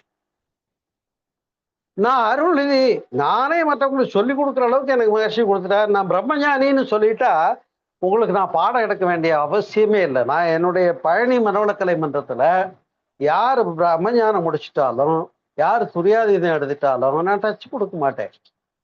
யார் அருள்நிதி ஆயிட்டாலும் நான் டச் கொடுக்க மாட்டேன். ஏன்னா நீங்களே அருள்நிதி, இனிமேல் நீங்களே அருள் நிதியாக நீங்க அடுத்தவங்களுக்கு கொடுக்கறதுக்கு. ஏன்னா குடம் நிறைந்தால் வழி, கைப்பை திறந்து விட்டுருக்கு, பாத்திரம் வச்சு தண்ணி வாங்கிக்கிட்டே இருக்குன்னா இன்னும் நிறையலன்னு அர்த்தம். நீங்க நிறை குடமா ஆயிட்டீங்கன்னு வைங்க, குடம் நிறைஞ்சிருச்சுன்னா தண்ணி என்ன ஆகணும்? வழிந்தே தீரும். அதுதான் நியதி. அப்ப நிறை குடம் வழிந்த போது அதுதான் தொண்டும் கருணையுமாக வெளிப்படுவது அருள்நிதியர்களின் இலக்கணம் என்று கூறி, எனவே அருள்நிதியர்கள் முழுமை பெற்றவர்கள், அருட்செல்வர்களும் உணர்ந்தேன் என்ற தெளிவுக்கு உங்களை நீங்க டிக்ளேர் பண்ணிக்கிட்டவங்க தான் துரியாதீதை எடுத்தவங்க எல்லாருமே. சரியா? அப்ப பிரம்மஞானமும் தெரியாது எடுக்காததுக்கு முந்தி, கர்மயோகம் தெரியாததுக்கு முந்தி நீங்க பயிற்சியாளர். எனவே பயிற்சியாளர்கள் நான் முடிந்த ஞானியரை பற்றி அவங்களுக்கு எந்த நிபந்தனையும் கிடையாதுன்னு பேசினா அதை பற்றி தவறாக எடுத்துக்கொள்ளாதீர்கள் என்று கூறி என்னுடைய இந்த உரையை நிறைவு செய்கிறேன். புரியுதா? பாருங்க, பேசுவோம். நான் தயார், நீங்க தயார். வாழ்க வளமுடன். தியானமே யோகம், யோகமே ஞானம். தமிழ் ஆனந்த யோகம். வாழ்க வளமுடன். வாழ்க வளமுடன் ஐயா. மிக்க நன்றி. முமுட்சியும் முக்தனும் என்ற தலைப்பிலே மிக சிறப்பாக சிந்தனை உரை அருளிய அருள்நிதி பழனி என் சோமசுந்தரம் ஐயா அவர்களை அனைவரும் துரிய நிலையிலிருந்து வாழ்த்துவோம். அருள்நிதி என் பழனி சோமசுந்தரம் ஐயா அவர்கள் வாழ்க வளமுடன். அவர்கள் இன்று அருளிய சிறப்பு சிந்தனை உரை மிக அற்புதமாக இருந்தது. ஐயா அவர்களும் அவர்களின் ஆன்மீக தொண்டும் வாழ்க வளமுடன், வாழ்க வளமுடன், வாழ்க வளமுடன். இந்த இணைப்பிலே இணைந்து ஐயா அவர்களுடைய சிந்தனையை செவியுற்ற அனைத்து அன்பர்களும் வாழ்க வளமுடன், வாழ்க வளமுடன், வாழ்க வளமுடன். மிக்க நன்றி ஐயா. வாழ்க வளமுடன். நன்றி நன்றி. மிக தெளிவான அற்புதமான ஒரு தோழமை உணர்வுடன் கூடிய நல்ல ஒரு தெளிவான விளக்கம். எண்ணம் ஆராய்ந்தீர்களா, ஆசை சீரமைத்தீர்களா, சினம் தவிர்த்தீர்களா, அருகுண சீரமைப்பு அனைத்தையும் பயிற்சி நிலையிலிருந்து தொடர்ந்து வந்து நீ முழுமை பச்சை ஆடை அணிந்தவன் முமுட்சு, அதற்கடுத்ததாக காவி உடை அணிந்தவன் அந்த தெளிவான ஞானத்தை பெற்றவன் என்பதையும் பல்வேறு வழிமுறைகளில் எங்களுக்கு தெளிவாக சிந்தனை உரை அளித்தீர்கள். இருக்கா இல்லையா என்று கேட்டு, நோ அரியர்ஸ், அரியர்ஸ் இல்லைன்னா நீங்க முழுமையை அடைந்திருப்பீர்கள். அதாவது எத்தொழிலை செய்தாலும் ஏதவஸ்தைப்பட்டாலும் முத்தர் மனமும் மோன நிலையில் என்பது அதாவது ஐயா இன்னும் பேசலையே அப்படின்னு நினைச்சிட்டு இருந்தேன். தெளிவாக விளங்குகிறது ஐயா. அந்த நிலையில் நாம் நிற்க வேண்டும். நின்று இனி பழி புரியேன், புரிந்தவை கலைந்தேன் என்ற தலைப்பிலே நாம் அதுவாக உள்ள நிலையே அதுவாக மாற வேண்டும். இன்னும் யார் நீங்க முழுமை அடைந்து விட்டீர்களா என்று யார சொல்லுகிறீர்கள் என்று பக்கத்திலே பார்க்காமல் நம்மைத்தான் குறிப்பிடுகிறார்கள் என்பதை உணர்ந்து அந்த நிலையிலே அன்பும் கருணையுமாய் எந்த நேரமும் விழிப்புணர்வோடு நாம் அந்த குணமெனும் குன்றேறி நிற்க வேண்டும் என்று சிறப்பாக எடுத்துரைத்தீர்கள். சில சமயங்களில் உங்களுக்கும் கோபம் வரும். அது நியாயமான கோபம். ஏனென்றால் மக்கள் உய்ய வேண்டும் என்பதற்காக இந்த நம்முடைய மகரிஷி அவர்களுடைய கருத்துக்களை, உண்மை தத்துவங்களை உள்ளபடி எடுத்துரைக்கவே நம்முடைய என்ன சொல்றது, ஐயா அவர்களுடன் உயிர்கலப்பு பெற்ற ஆன்ம ஆசிரியர்கள், நீங்கள், நன்மணி ஐயா, ராதாகிருஷ்ணன் ஐயா போன்ற அந்த ஐயா அவர்களோடு உயிர்கலப்பு பெற்றவர்கள் எங்களுக்கு கருணையை பொழிந்து கொண்டிருக்கிறீர்கள் என்றுதான் நினைக்கிறோம். நிறைகுடமாக நாம் நிற்க வேண்டும் என்பதை மிக தெளிவாக பல்வேறு உதாரணங்களுடன் எந்த நிலையிலும் மாறாத விழிப்பு நிலையில் நீங்கள் அக மகிழ்ச்சியோடு அன்பும் கருணையோடும் நித்திய ஆனந்தத்தோடும் பேரானந்தத்தோடும் வாழ்வீர்களாக என்று சிறப்பாக தன்னுடைய சிந்தனை உரை அருளிய ஐயா அவர்களுக்கு நன்றி. வாழ்க வளமுடன் ஐயா. நன்றி நன்றி. அன்பர்கள் பழனி அம்மா மிகவும் முக்கியமான ஒன்று எளிதில் புரிந்து கொள்ள முடிந்தது என்று தன்னுடைய சேட்டில் பகிர்ந்திருக்காங்க. ரமேஷ் ஐயா நன்றி ஐயா, வாழ்க வளமுடன் என்றும். கமலவேணி அம்மா எளிய நடையில் சிறப்பான விளக்கம் ஐயா என்று நன்றியை தெரிவித்துள்ளார். நன்றி ஐயா, வாழ்க வளமுடன். சில முக்கிய அறிவிப்புகள் தொடர்ந்து கேள்வி பதில் வச்சுக்கலாங்களா ஐயா? கேள்வி விரும்பும் அன்பர்கள் தங்கள் கைகளை உயர்த்தலாம். அதற்கு முன்பாக சில முக்கிய அறிவிப்புகள். வாழ்க வளமுடன். நம்முடைய தமிழ் ஆனந்த யோக நேரடி வகுப்பு மே 9, 10, 11 ஆகிய தேதிகளில் நடைபெற உள்ளது. இன்னும் சில இடங்கள் இருக்கிறதால் கலந்து கொள்ள விருப்பம் உள்ளவர்கள் சாட்டில் என்ன போடுகிற அந்த எண்ணோடு தொடர்பு கொண்டு நீங்கள் உங்களுடைய பெயரை பதிவு செய்து கொள்ளலாம். அடுத்து நமக்கு அடுத்த வாரத்திலிருந்து தொடர் வகுப்பாக மாதத்திற்கு ஒரு முறை முத்திரையில் வாழ்வியல் என்ற தலைப்பிலேயே டாக்டர் எம் பழனிவேல் ஐயா அவர்கள் அருளக்கூடிய முத்திரை பயிற்சி வகுப்புகள் தொடர் வகுப்பாக மாதந்தோறும் நடைபெற உள்ளது. தொடர்ந்து அனைவரும் அந்த நிகழ்விலே கலந்து பயன்பெறுவோம். நம் வாழ்வியலுக்கான சில முக்கிய முத்திரைகளை பற்றிய தெளிவான விளக்கம் ஐயா அவர்கள் அருள உள்ளார்கள்.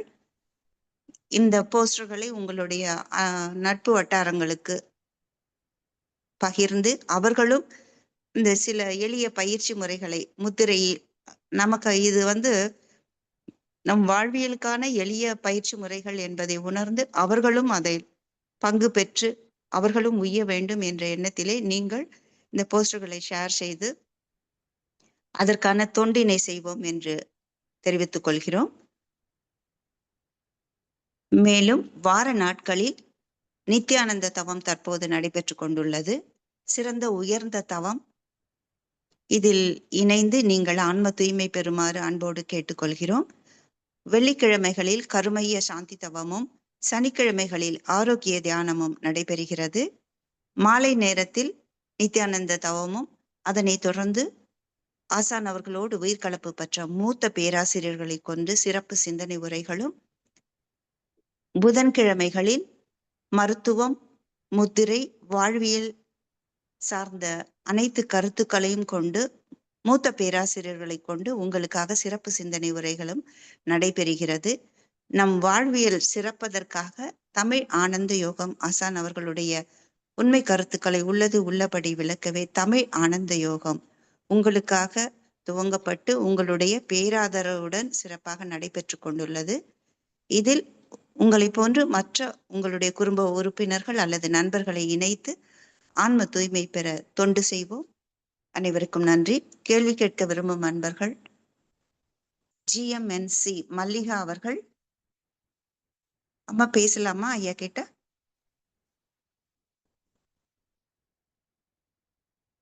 ஒரு தடவை மைக் டச் பண்ணிக்கோங்க. அன்மியூட் கொடுத்திருக்கேன். மல்லிகா அவர்கள்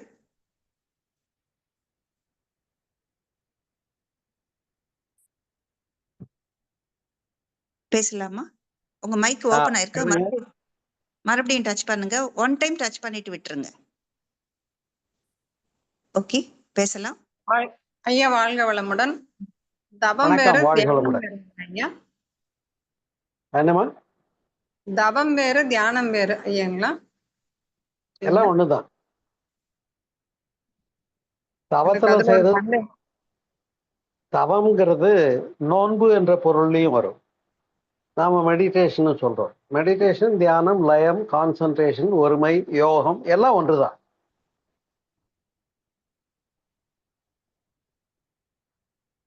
நன்றிங்க ஐயா. ஓகே,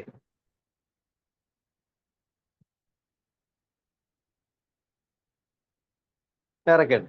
நன்றி அம்மா. அடுத்து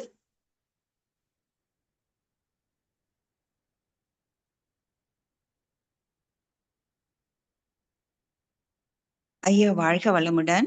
இல்ல நமக்கு மகரிஷி அனைத்து நிலைகளிலுமே ஒவ்வொன்றுமே இப்போ ஸ்டெப் பை ஸ்டெப்பா கொடுத்திருக்காங்க. மனவளக்கலை நண்பர்கள் இதை உணர்ந்து தெளிந்து அதன்படி நடந்து நிறைவு பெற்றாலே சிறப்பு என்பதை இன்றைய உங்களுடைய வகுப்பு மிக தெளிவான ஆரம்பம் முதல் நிறைவு வரை சிறப்பாக இருந்தது ஐயா. நன்றி. அடுத்த கேள்வி கேட்க விரும்பும் அன்பர்கள் கேட்கலாம் ஐயா. இப்போ அந்த தவம் செய்வதற்கு மனம் அலைப்பாய்கிறது என்று சொல்றவங்களுக்கு நான் என்னுடைய கருத்துல நான் என்ன சொன்னீங்கன்னா, உட்கார்றாங்களே தவத்தில் உட்கார வேண்டும் என்று கம்பல்சரியா உட்காரக்கூடாதுங்க ஐயா.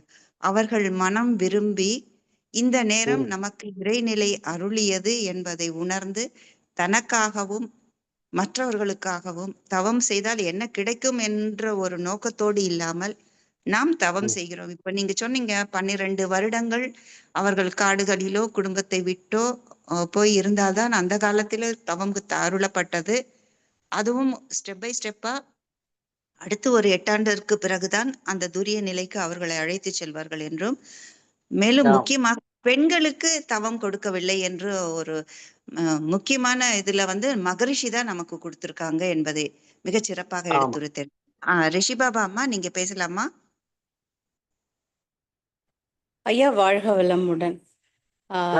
போன வாரம் கேட்ட கேள்விக்கு இதுலயே விடையும் கொடுத்துட்டீங்க ஐயா. மிக்க நன்றிங்க ஐயா. அதாவது போன புரிய வைக்க வாரம் தான் இந்த முடியாத ஒரு தலைப்பே நான் முடிவு பண்ணி அடுத்த வாரம் இதை பேசுவோம்னு சொல்லிட்டேன், பேசியாச்சு இல்லையா? ஆமாங்க ஐயா. அதுல எல்லா விளக்கமுமே கொடுத்துட்டீங்க, திருப்பி எங்களுக்கு ஞாபகப்படுத்திட்டீங்க. யாரு மூச்சு, யாரு அதாவது பயின்றவர்கள் யாரு, படுகிறவர்கள் யாரு அப்படிங்கறத விளக்கிட்டீங்க. பயிற்சியாளர் யாரு, பயிற்சியை முடித்தவர்கள் யார்? முடித்தவர்கள் யார்? சரிங்க ஐயா. பயிற்சியில இருக்கிறவங்க வேற, அவங்க பயிற்சியில இருக்காங்க, அவங்க பண்ணிட்டு இருக்காங்க, அடையணும்னு சொல்லிட்டு இருக்காங்க. அடைஞ்சிட்டேன்ற இடத்துக்கு போனாங்களாங்கிறது தான் என்னுடைய கொஞ்சம் ஆதங்கமான கேள்வியாக இருக்கிறது. ஏன்னா அதனால்தான் இல்ல வள்ளலாரே ஒரு இடத்துல கோபம் வந்து என்ன கேட்கிறாருன்னா, செத்தாரை இங்கு இங்க எழுப்பிவிடல் வேண்டும்னு ஏன் பாடினார் சொல்லுங்க பாப்போம். ஏப்பா, எவ்வளவு ஞான விளக்கம் கொடுத்தாலும் ஜீவகாருண்யம் வேணும், உயிர்கள் இடத்துல அன்பு வேணும், எல்லாம் பிரம்மம்னு புரிஞ்சுக்கோ, எல்லாத்தையும் அன்பு செய்யன்னு சொன்னாலும் நீ இப்படி நடைப்பணங்களாக வாழ்கிறீரேன்னு கேட்டாரா இல்லையாப்பா? அவருக்கு எவ்வளவு கோபம் வந்திருக்கணும். ஆமாங்க ஐயா, ஆமாங்க. அதனால நிஜம்தாங்க ஐயா. இவ்வளவு ஞானத்தையும் நான் சொல்லிட்டேனே, இதுக்கப்புறமும் கேள்வி இப்படி கீழே போய் கேள்வி கேட்டா எப்படின்னு ஒரு கோபம் வருதுன்றதுதான் அது இயல்பாக உள்ள ஆதங்கம். நிஜம்தாங்க ஐயா. ஆமா, சூட்சுமமாக நம்மளே வந்து அது எளிமையா சொல்லி இருக்கிறத கூட நம்ம புரிஞ்சுக்க முடியலன்னா ரொம்ப கஷ்டம் தாங்க ஐயா. அது மட்டும் இல்லம்மா, இன்னொன்னு, இப்ப புத்த மதத்தை பொறுத்தவரையில் ஜென் புத்திசம்ன்றது எண்ட் ஆஃப் சப்ஜெக்ட்னு பேசியிருக்கேன். இஸ்லாத்தை பொறுத்த வரையில் சூஃபிகளுடைய தத்துவம் முடிந்த தத்துவம்னு பேசியிருக்கேன். நம்முடைய இந்து மதத்தை பொறுத்த வரையில் அத்வைத ஞானமாகிய ஆதிசங்கரருடைய தத்துவம் முடிந்த ஞானம்னு சொல்லியிருக்கேன். வேதாந்திரி மகரிஷியை பொறுத்த வரையில பிரம்ம ஞானம் முடிந்த தத்துவம்னு பேசியிருக்கேன். அப்ப முடிந்த தத்துவங்கள் எல்லாமே பகவத்கீதையை பொறுத்தவரையில் கர்மயோகம் முடிந்த தத்துவமாக இருக்கிறது. அப்ப இந்த டாபிக் எல்லாம் முடிச்சுட்டவங்க, பகவத்கீதையில நிறைஞானி எப்படி இருப்பான்னு புரிஞ்சுக்கிட்டவங்க, அவங்க கேள்வி கேட்க மாட்டாங்க. நீங்க இனிமேல் அருணிதி ஆகி அடுத்தவங்களுக்கு பயிற்சி கொடுத்துட்டு மகரிஷியுடைய வேலையை கையில எடுத்துட்டு ஓடிக்கிட்டு இருப்பீங்க நீங்க எல்லாம். அதான் என் மகிழ்ச்சி. ரொம்ப சிறப்பா சொல்லியிருக்கீங்க ஐயா. அதை கடைபிடிச்சு அப்படியே வாழறோங்க ஐயா. அவ்வளவுதாம்மா. இப்ப உணர்ந்த நிறைவு வந்துருச்சு, குடம் ரொம்பிடுச்சு, வழியுதுன்ற இடம் வந்தாச்சு. நிரம்பினால் வழியும், அப்ப வழிந்தால் ஈகை.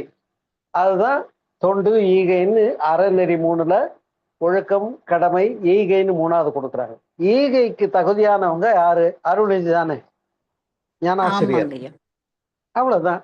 நீ ஞானாசிரியரே ஆயாச்சு, நீ எத்தனை பேரை இப்ப ஓய்வு பண்ணிட்டு இருக்க, விளக்கம் கொடுத்துக்கிட்டு இருக்கன்ற என்னுடைய கேள்வி. ஞானாசிரியர் ஆகி நான் வீட்டிலே உட்கார்ந்துருக்கேன், நான் சாப்பிட்டு நான் தூங்கிட்டு இருக்கேன்னு சொன்னா அது சுத்த சுயநலமா தெரியுது. இப்ப நான்லாம் ரிட்டையர்மெண்ட் வரைக்கும் என்னுடைய தேவஸ்தான பணியும் ஒரு பக்கம் பார்த்துக்கிட்டு, ஒரு பக்கம் குடும்பத்தையும் பார்த்துக்கிட்டு, ஒரு பக்கம் இந்த ஆன்மீக பணியை ஒவ்வொரு சனி ஞாயிறுலையும் தமிழ்நாடு பூரா வகுப்புகள் போய் நடத்திக்கிட்டு ஓடிட்டு ஓடியாந்துருக்கேன். பழனிக்குள்ளேயும் வகுப்புகள் நடத்தியிருக்கேன். சில சமயம் பழனிலேயே என்ன டேட்டு கேட்பாங்க, என்னங்கய்யா நீங்க வெளியூருக்கே டேட்டு கொடுக்குறீங்க, பழனிக்கு வாங்க அப்படின்னு கூப்பிடுற அளவுக்கு நான் வந்து சைமல்டேனியஸா ஒரே நேரத்துல 3 குதிரை ஓட்டியிருக்கேன்னு சொல்றேன். புரியுதுங்களா உங்களுக்கு? புரியுதுங்க. இப்ப நிறைய பேரு நீங்க பயிற்சி பண்ணி நீங்க உங்க குடும்பம் உங்க சௌரியம், நான் நல்லா இருக்கேன், சௌக்கியமா இருக்கு மனவளக்கலை படிச்சா அப்படின்னா நீங்க உங்களுக்கு மட்டும் பயனடைஞ்சிருக்கீங்கன்னு அர்த்தம். நீ உங்களுக்கு பயனடைஞ்சு அருள்நிதி ஆயிட்டீங்கன்னா நீங்க யாருக்கு கொடுத்தீங்க, எத்தனை பேரை ஓய்வு பண்ணீங்கன்றதா என்னுடைய கேள்வி. உண்மைங்க ஐயா. இது செய்துகிட்டு இருக்கிறோங்க ஐயா. சைலண்டா நடந்துகிட்டே இருக்குதுங்க. எங்களுடைய நானும் வந்து பாக்குறேன், இந்த காட்சியெல்லாம் அழகா நேர்ல வந்து பாக்குறேன், வரேன். எங்களுடைய பெண் பிள்ளைகளும் அவங்களுமே வேதாத்திரியத்தை வந்து அவங்க ஸ்டூடெண்ட்ஸ்க்கு எடுத்துக்கிட்டு போயிட்டு தாங்க ஐயா இருக்கிறாங்க. சூப்பர் சூப்பர், மகிழ்ச்சி, வாழ்த்துக்கள், வாழ்க்கை. அது எல்லாமே சைலண்டா நடந்துகிட்டே தாங்க ஐயா இருக்கு. மகிழ்ச்சிங்க ஐயா. மிக்க மகிழ்ச்சி. நன்றி அம்மா, நன்றி. உங்களுடைய ஆன்மீக பணி தொடரட்டும், அடுத்த தலைமுறையினரும் அதை தொடர வேண்டும். அதை நானும் கவனிச்சிருக்கேன், அம்மா அடிக்கடி சொல்லுவாங்க என்னோட. நன்றி அம்மா, நன்றி. வாழ்க வளமுடன். ஐயா நீ சொன்ன மாதிரி நிறைகுடம் நிரம்பினால் தழும்பாது, ஆனால் தழும்பினால் அது வந்து மற்றவர்களுக்கு போய் சேர வேண்டும் என்ற எண்ணத்திலே நம்ம இந்த தொண்டு செய்ய வேண்டும், அன்பும் கருணையோடும் தொண்டு செய்ய வேண்டும். எல்லாம் அதுவே, நாமும் அதுவே என்பதை ஒரு ஓர்மை நிலையில் இரண்டு படாமல் ஒன்றே என்பதை உணர வேண்டும் என்பதை மிக தெளிவாக எங்களுக்கு எடுத்துரைத்துள்ளீர்கள் ஐயா. ஹேமமாலினி அம்மா, வாழ்க வளமுடன். வாழ்க வளமுடன் ஐயா. மிகச்சிறப்பா நல்லா வாழ்க. இருந்ததுங்க. குழந்தைங்களுக்கு ஊட்டி விடுற மாதிரி ஊட்டி விட்டீங்க. ரொம்ப சிறப்புங்க ஐயா. முதல் அகத்தாய்வுல இருந்து போன மாதிரியே ஒரு ஃபீலிங்கா இருந்தது. நான்லாம் பண்ணும்போது அஞ்சு அகத்தாய்வு வந்து, அதுக்கப்புறம் பிரம்மஞானம், அப்புறம் ஆசிரிய பயிற்சி, அந்த மாதிரி. பிரம்மஞானம் அப்போ ஒண்ணுமே தெரியாது, ட்ரை சப்ஜெக்ட்னால ஒண்ணுமே தெரியாது. இப்போ நீங்க நடத்துகிற கிளாஸ், ஐயா நடத்துற கிளாஸ்ல இருந்து எல்லாமே நம்ம பிரம்மஞானத்தை பத்தி இப்பதான் புரியுற மாதிரி இருக்கு. 20 வருஷம் ஆச்சுங்க ஐயா. கொஞ்சம் கொஞ்சம் கொஞ்சம் கொஞ்சமா புரியுது. ரொம்ப சிறப்புங்க ஐயா. உண்மையிலே நல்ல வாழ்க்கைக்கான இது வந்து கொடுத்துக்கினே இருக்கீங்க ஐயா. எப்போதும் அது வந்து கிடைச்சிக்கினே இருக்கு. ஆனா எப்பதான் நம்ம ஒரு சில நேரங்க ஐயா, நம்ம வந்து மத்தவங்க நம்ம கிட்ட இதுவா இருக்கா, சரி ஓகே எல்லாமே கொடுத்துடுறோம், எல்லாமே கொடுக்குறோம். அப்படியும் நம்மள போட்டு, அதாவது எனக்கு அது புரியுதுங்க ஐயா, நம்ம கர்மா ஏத்துக்கணும். ஆனாலும் அந்த கர்மம் ஏத்துக்கிறோம். ஆனா வந்து மனசு ஒரு சில நேரம் வலிக்குதுங்க ஐயா. வலிக்குது, உள்ளுக்குள்ளேயே மனசு அழுகுது. அப்புறம் தியானம் பண்றோம், அப்புறம் பிரம்ம ஞானத்தை பத்தி கேட்கிறோம், இந்த மாதிரி ஸ்பீச் எல்லாம் கேட்கும்போது அப்புறம் தெளிவாயிடுது. திருப்பியும் அங்கேயே போய் வருத்தம் அடையுது. அச்சோ அவங்க இப்படி சொல்றாங்க, திருப்பி அதுக்கு என்னதான் வழி பண்றதுங்க ஐயா? இதுல இருந்து எப்படிதான் தெளிவு கிடைக்குது எனக்கு புரியவே மாட்டேங்குதுங்க ஐயா. கேட்கும் போது நல்லா இருக்கு, திருப்பியும் வாழ்க்கையில. என்னுடைய மறு கேள்வி, நான் உங்களுக்காக ஒரு கேள்வி வைக்கவா? சொல்லுங்க. ஏதோ ஒரு கர்மா வந்து சிரமப்படுத்துதுன்னு சொன்னீங்கல்ல? ஆமா. அதுக்கு உதாரணம் ஒண்ணு சொல்லுங்க. உதாரணம் மட்டும் சொல்லுங்க, அதை அப்படியே சொல்லணும்னு இல்லை, ஒரு சொல்லுங்க கேக்குறீங்க. ஓகே ஐயா. எங்க வாழ்க்கையில வந்ததே சொல்லலாங்களா? வாழ்க்கையில நடந்த இன்சிடென்ட்டே சொல்லலாங்களா? சொல்லுங்கம்மா. ஒரு உதாரணம் தான் நான் கேட்கிறேன், எனக்கு புரியறதுக்காக. அதுக்கு நான் பதில் கொடுக்கறதுக்காக தான் கேட்கிறேன். உதாரணங்களா? சரிங்க ஐயா. நமக்கு உடைமைகள், சொத்து கூட சொல்லுங்க ஐயா, விட்டு கொடுத்துடுறோம். ஆனாலும் நீ வச்சிருக்கிய அப்படின்னு சொல்லிட்டு சொல்லும்போது நம்ம எல்லாத்தையும் கொடுக்கறதுக்கு ரெடி. நம்ம சாமியாரா போகணும், எதையுமே விட்டுட்டு போகணும் அப்படின்றதுதான் எனக்கு. அதாவது அந்த மாதிரி ஒரு சூழ்நிலை. நீங்க தான் வச்சிருக்கீங்க, எல்லாத்தையும் கொடுக்குறோங்க ஐயா. ஒரு ப்ராப்பர்ட்டி கூட எழுதி கொடுத்துடுறோம், இந்தா நீ வச்சுக்கோ, அவ்வளவுதான். அதாவது என்னோட ஹஸ்பண்ட். ஆமா புரியுது, நான் பதில் சொல்றேன்.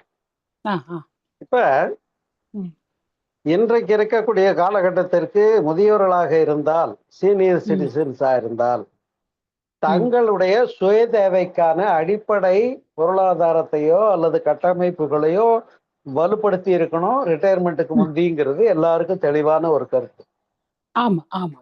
அதை அப்படி பண்ணிட்டாங்கன்னா அதுல ஸ்ட்ராங்கா உட்கார்ந்துதான் இருக்கணுமே தவிர, அவசரப்பட்டு எல்லாத்துக்கும் எல்லா சொத்தையும் எழுதி வச்சுட்டு அம்போன்னு போக முடியாதுங்கிறது தான் உண்மையான விஷயம். உண்மை. அப்ப அதனை அந்த இடத்த புரிஞ்சு கொள்ளாம இன்னும் கொடுக்கலையே, இன்னும் எல்லாத்தையும் கொடுத்துட்டு போக வேண்டியதானே, உனக்கு என்ன பாக்கி வேண்டியிருக்குது, கொடுத்துட்டு போயே அப்படின்னு கேக்குறாங்கன்னா, அது அவங்களுடைய அறியாமைன்னு தான் நாம எடுத்துக்கணும். ஏன்னா நீ உழைக்க ஆரம்பிச்சுட்ட, உழைக்கிற, உனக்கு புள்ள குட்டி வந்துடுச்சு, அதுக்காக செயல்படுவதற்கு, கடமை நிகழ்த்துவதற்கு நீ கடமைப்பட்டிருக்கிறாய், அதுல ஓடு. அதை விட்டுட்டு என்கிட்ட ஏன் வந்து பிச்சை கேட்டுக்கிட்டு இருக்க? ஏதாவது மொத்தமா உருண்டையா மேல இருந்து வந்து விழும்னு நினைக்கிறியா நீயே? அப்படி எதுவுமே வராது. செயலுக்குரிய விளைவாக இயற்கையின் ஒழுங்கமைப்பே நிகழ்கிறது. அதனால உன் கடமையை ஒழுங்கா பாரு, நான் கொடுக்க வேண்டிய இடத்துல கொடுப்பேன், நான் செய்ய வேண்டியதெல்லாம் செஞ்சுட்டு இது என்னுடைய பேசிக்கல் ரெக்குயர்மெண்ட்டுக்கு வச்சிருக்கேன். அதனால நீங்க இதை எதிர்பார்த்து நீங்களும் துன்பப்பட வேண்டாம், என்னையும் துன்பப்படுத்த வேண்டாம்னு அவங்களுக்கு சொல்லிட்டு அவங்க அதை புரிஞ்சுக்காம பேசிக்கிட்டே இருந்தா கூட உங்களுக்கு காது கேட்கலன்னு நீங்க பாட்டுக்கு நிம்மதியா இருக்கலாம். ஆனா பயங்க நம்ம மகரிஷி கிட்ட வந்தனால, ஐயோ பாவப்பதிவு ஏதாவது சபிச்சிருவாங்களோ, நமக்கு அந்த பாவப்பதிவு நம்ம குழந்தை ஒண்ணும் இல்ல, நாம தப்பு பண்ணி இருந்தாதான் இருங்க, நாம தவறு செய்திருந்தால், நமக்கும் தவறு இருந்தா அந்த சாபலை நம்மை வந்து பாதிக்கும். நாம கரெக்டா நடந்துகிட்டு இருக்கோம்னு சொன்னா அதான் கடமையேறம். கர்மயோகத்துக்கு மேல டாபிக்கே இல்லைன்னு அதான் சொன்னேன் காரணம். நான் செய்ய வேண்டியது கரெக்டா பண்ணிட்டேன்ப்பா, பிள்ளை குட்டிக்கெல்லாம் பண்ற கல்யாணம் எல்லாம் பண்ணி பேரம் பேத்தி அது பிள்ளைங்களை இப்ப கல்யாணம் பண்ணி கொடுக்குறதுனால இங்க வந்துருச்சு. இப்ப போட்டு என்ன போட்டு ரத்த வர சொன்னா நான் என்ன பண்ண முடியும் நான் கேட்பேன். அது கரெக்ட்டுங்க ஐயா. சொன்னா புரிஞ்சிக்கவே மாட்டேங்கிறாங்க ஐயா. சபிக்கதான் செய்யறாங்க, எதையாவது செய்யறாங்க. அதுக்காக நீங்க வருத்தப்பட்டு பிரயோஜனம் இல்லை. ஒரு உதாரணமாக நீங்க கேட்கிற கேள்வி மாதிரிதான் என்னுடைய மாணவி ஒரு அம்மா பழனியில தான். அவங்க வந்து என்ன வந்து ஒரு வருத்தமா சொல்லுவாங்க, ஐயா என்னுடைய பிள்ளைங்க 4 பையன் பொண்ணு எல்லாம் கட்டி கொடுத்துட்டு இப்ப அதுங்க பெத்ததுகளோடு போராட்டம் நடத்திக்கிட்டு கஷ்டப்பட்டுக்கிட்டு கடன் கண்ணி கஷ்டம், நான் என்ன பண்ண போறேன், இல்ல இருக்கு பத்தல, இப்படி பாட்டு பாடிக்கிட்டு கஷ்டப்படுறாங்களே, வேதனைப்படுறாங்களே. இதெல்லாம் பார்க்கும்போது எனக்கு கஷ்டமா இருக்கு. நீ பிரம்மமா உட்காந்துரு, பிரம்மஞானம் கேட்டாச்சு, பிரம்மமா உட்காந்துரு நீங்க சொல்றீங்களே, என்னால உட்கார முடியல, அதெல்லாம் கேட்கும்போது எனக்கு வலிக்குதுன்னு அந்த அம்மா கேட்டாங்க. நான் சொன்னேன், அது அவங்க கடமையில அவங்களுக்கு பாக்கி இருக்கு, அவங்க ஓடிக்கிட்டு இருக்கட்டும். உங்க கடமையை முடிச்சுட்டீங்க, நீங்க அமைதியா உட்கார்ந்து இருந்து அவங்கெல்லாம் நல்ல ஞானம் பெற்று புரிதலுக்கு உள்ளாகி தெளிவுக்கு வந்து என்னை போல அமைதியா ஞானியா இருக்கட்டும்னு வாழ்த்திட்டே இருங்கன்னு சொல்லிட்டு அவங்களும் அந்த தெளிவுக்குள்ள வர வேண்டி இருக்கிறது. கர்மயோகத்தை புரிந்து கொள்ள வேண்டி இருக்கிறது, ஆன்ம ஞானத்தை புரிந்து கொள்ள வேண்டி இருக்கிறது, பிரம்ம ஞானத்தை புரிந்து கொள்ள வேண்டி இருக்கிறது, ஜீவகாருண்ய ஒழுக்கத்துக்கு வர வேண்டி இருக்கிறது. அவங்க அரியர் பேப்பர் வச்சிருந்தா அதுக்காக இங்க பாட்டிக்காரமா வந்து என் பேத்தி வரைக்கும் நான் கவலைப்படுறேன்னா அது நமக்கு தேவையில்லாத கவலைன்னு தான் நான் பதில் சொல்றேன். அதான் இல்ல இது பேத்தி இல்ல, இது பங்காளிங்க பிரச்சனை. நம்ம கிட்ட தம் பங்காளிங்களாகட்டும் கூட பிறந்த சிஸ்டர்ஸ் ஆகட்டும் உங்ககிட்ட இருக்கு, அததான் இவர் சொல்லுவாரு. இவரு அவங்களுக்கு இந்த பதில் சொத்தை கொடுத்துட்டோம், ப்ராப்பர்ட்டி கொடுத்துட்டோம், எல்லாமே கொடுத்துட்டோம், நீ சம்பாதிக்க கொடுத்துட்டோம், அதுவும் கொடுக்குறோம், அப்புறம் உன் உயிரை தான் கேட்பாங்க, அது மட்டும்தான் நம்ம கிட்ட இருக்கு, மீதி பாக்கி அப்படின்னு. எனக்கு தெரிய ஒரு சீனியர் சிட்டிசன் என்ன பண்ணிட்டாரு, தனக்கு வந்த எல்லா அமௌண்ட்டும் வீடு எல்லாமே பிள்ளைங்களுக்கு முதல்ல பிரிச்சு கொடுத்துட்டாரு. கடைசியில என்ன பண்ணிட்டான், குடியிருந்த வீட்டை வித்துட்டு பையன் நீ வேற எங்கேயா போயிருந்துக்கோன்னுட்டான். இப்ப இவங்க நிலைமை என்னங்கிறது எல்லாருக்கும் ஒரு பாடம். அவ்வளவுதான், அதுக்கு மேல நான் பேசல. நன்றி ஐயா, நன்றி. போக வேண்டியதுதான். நன்றி, நல்ல விளக்கம். வாழ்க வளமுடன்மா, வாழ்க வளமுடன். உங்களுடைய கேள்வி மற்றவர்களுக்கும் சில புரிதலை ஏற்படுத்தியிருக்கோம். ஐயா என்ன சொல்லிருக்காங்க, சீனியர் சிட்டிசன்ஸ், இப்போ நமக்கு பிள்ளைகளோடு எந்த பிரச்சனைகளும் இல்லை ஐயா, உறவுகளோடு தான் இருக்குன்றது அம்மா சொன்ன கருத்துல இருந்து எனக்கு புரிஞ்சுது. சோ நீங்க உறவுகளை ரெகுலேட் பண்ணிடலாமா, வேற ஒண்ணும் தேவையில்லை. அது அவரவர் கர்ம வினை தான் நினைச்சுக்கணும். நமக்கு கடவுள் கொடுத்த இதை நாம சரியா பயன்படுத்தணுமா என்பதை புரிந்து நீங்க மன தெளிவோடு இருக்கணும். இதுல உங்களுக்கு அந்த மன சங்கடம் வரக்கூடாது. ஐயா நிறைய கடமை அறம் நிகழ்த்துபவராக இருந்து விட்டால் எந்த செயலுக்கும் ஒரு விளைவு நம்மளை வந்து பாதிக்கிறதுக்கு வழியே இல்லை. பற்றென்று கர்மம் செய்கிற போது அந்த செயலின் விளைவுகள் நமக்கு நன்மையைத்தான் செய்யுமே தவிர சாப அலையா வந்து பாதிக்காது. நிச்சயமா அதை பத்தி அவங்க நினைக்கவே கூடாது. அந்த நீங்க வந்து எல்லாத்தையுமே நமக்கு இப்ப ஐயா கொடுத்த தவம் நமக்குன்னு ஒரு பாதுகாப்பு வளையம் இருக்குன்றத நீங்க மனசுல முழுமையா ஏத்துக்கணுமா. எதுவும் நம்மை அண்டாது என்பதை நீங்கள் உணர்ந்து கொள்ளணும். இதுல வந்து நன்மணி ஐயா நிறைய விளக்கம் கொடுத்திருக்காங்க. நீங்கள் அறம் செய்ய வேண்டும், அது செய்தது நீங்க எவ்வளவு அதை அந்த ஈகையை உணர்ந்து செய்ய வேண்டும், அதெல்லாம் நல்ல தெளிவான விளக்கம் பெற்று இருப்பீர்கள். பிள்ளைகள் மீது தொந்தரவு இல்லை, ஆனால் உறவுகளோடு தொந்தரவு என்பதை நீங்கள் அதை தள்ளி விடலாம். அதற்காக மன வருத்தம் அடைய வேண்டிய அவசியம் இல்லை.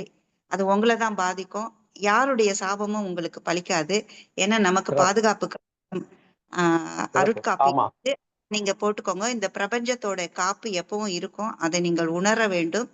நன்றி ஐயா, தெளிவான விளக்கம். நன்றி அம்மா. சீனியர் சிட்டிசன்ஸ் எல்லாருக்குமே இது ஒரு நல்ல ஒரு உதாரணமாக இருக்க. நீங்க உங்களுக்கு தேவையான அடிப்படை தேவையை நீங்கள் வைத்து கொண்டுதான் மற்றவர்களுக்கு தானமும் தர்மமும் செய்ய வேண்டும். நீங்களே நிர்கதியா நிற்கும் போது அப்புறம் இப்போ இந்த காலத்துக்கு நமக்கு வந்து அந்த என்ன சொல்றது, மெடிக்கல் லெவல்ல நிறைய செலவு உண்டாகும். அது வராது என்று நினைத்தாலும் அடிப்படையாக நமக்கு கொஞ்சம் பேசிக் நீட்ஸ் இருக்கும். அது வந்து நியாயமான முறையில் நாம் நமக்காக வைத்துக் கொள்வோம். நன்றி ஐயா, வாழ்க வளமுடன். நன்றி அம்மா, வாழ்க வளமுடன். விளக்கம் நிறைவு செஞ்சுக்கலாம் ஐயா, வாழ்க வளமுடன். இதுவரை அன்பர்களின் கேள்விகளுக்கு தெளிவான விளக்கம் அளித்த ஐயா அவர்களுக்கு மீண்டும் நன்றி. கேள்வி கேட்ட அன்பர்களுக்கும் நன்றி. வாழ்க வளமுடன். ஐயா, நீங்க லீவ் ஆயிக்கலாம். வாழ்க வளமுடன். நன்றி. வாழ்க வளமுடன். உள்ளங்கள் அனைவருக்கும் ஒரு பணிவான வேண்டுகோள். புத்தகம் 1 கலந்தாய்வில்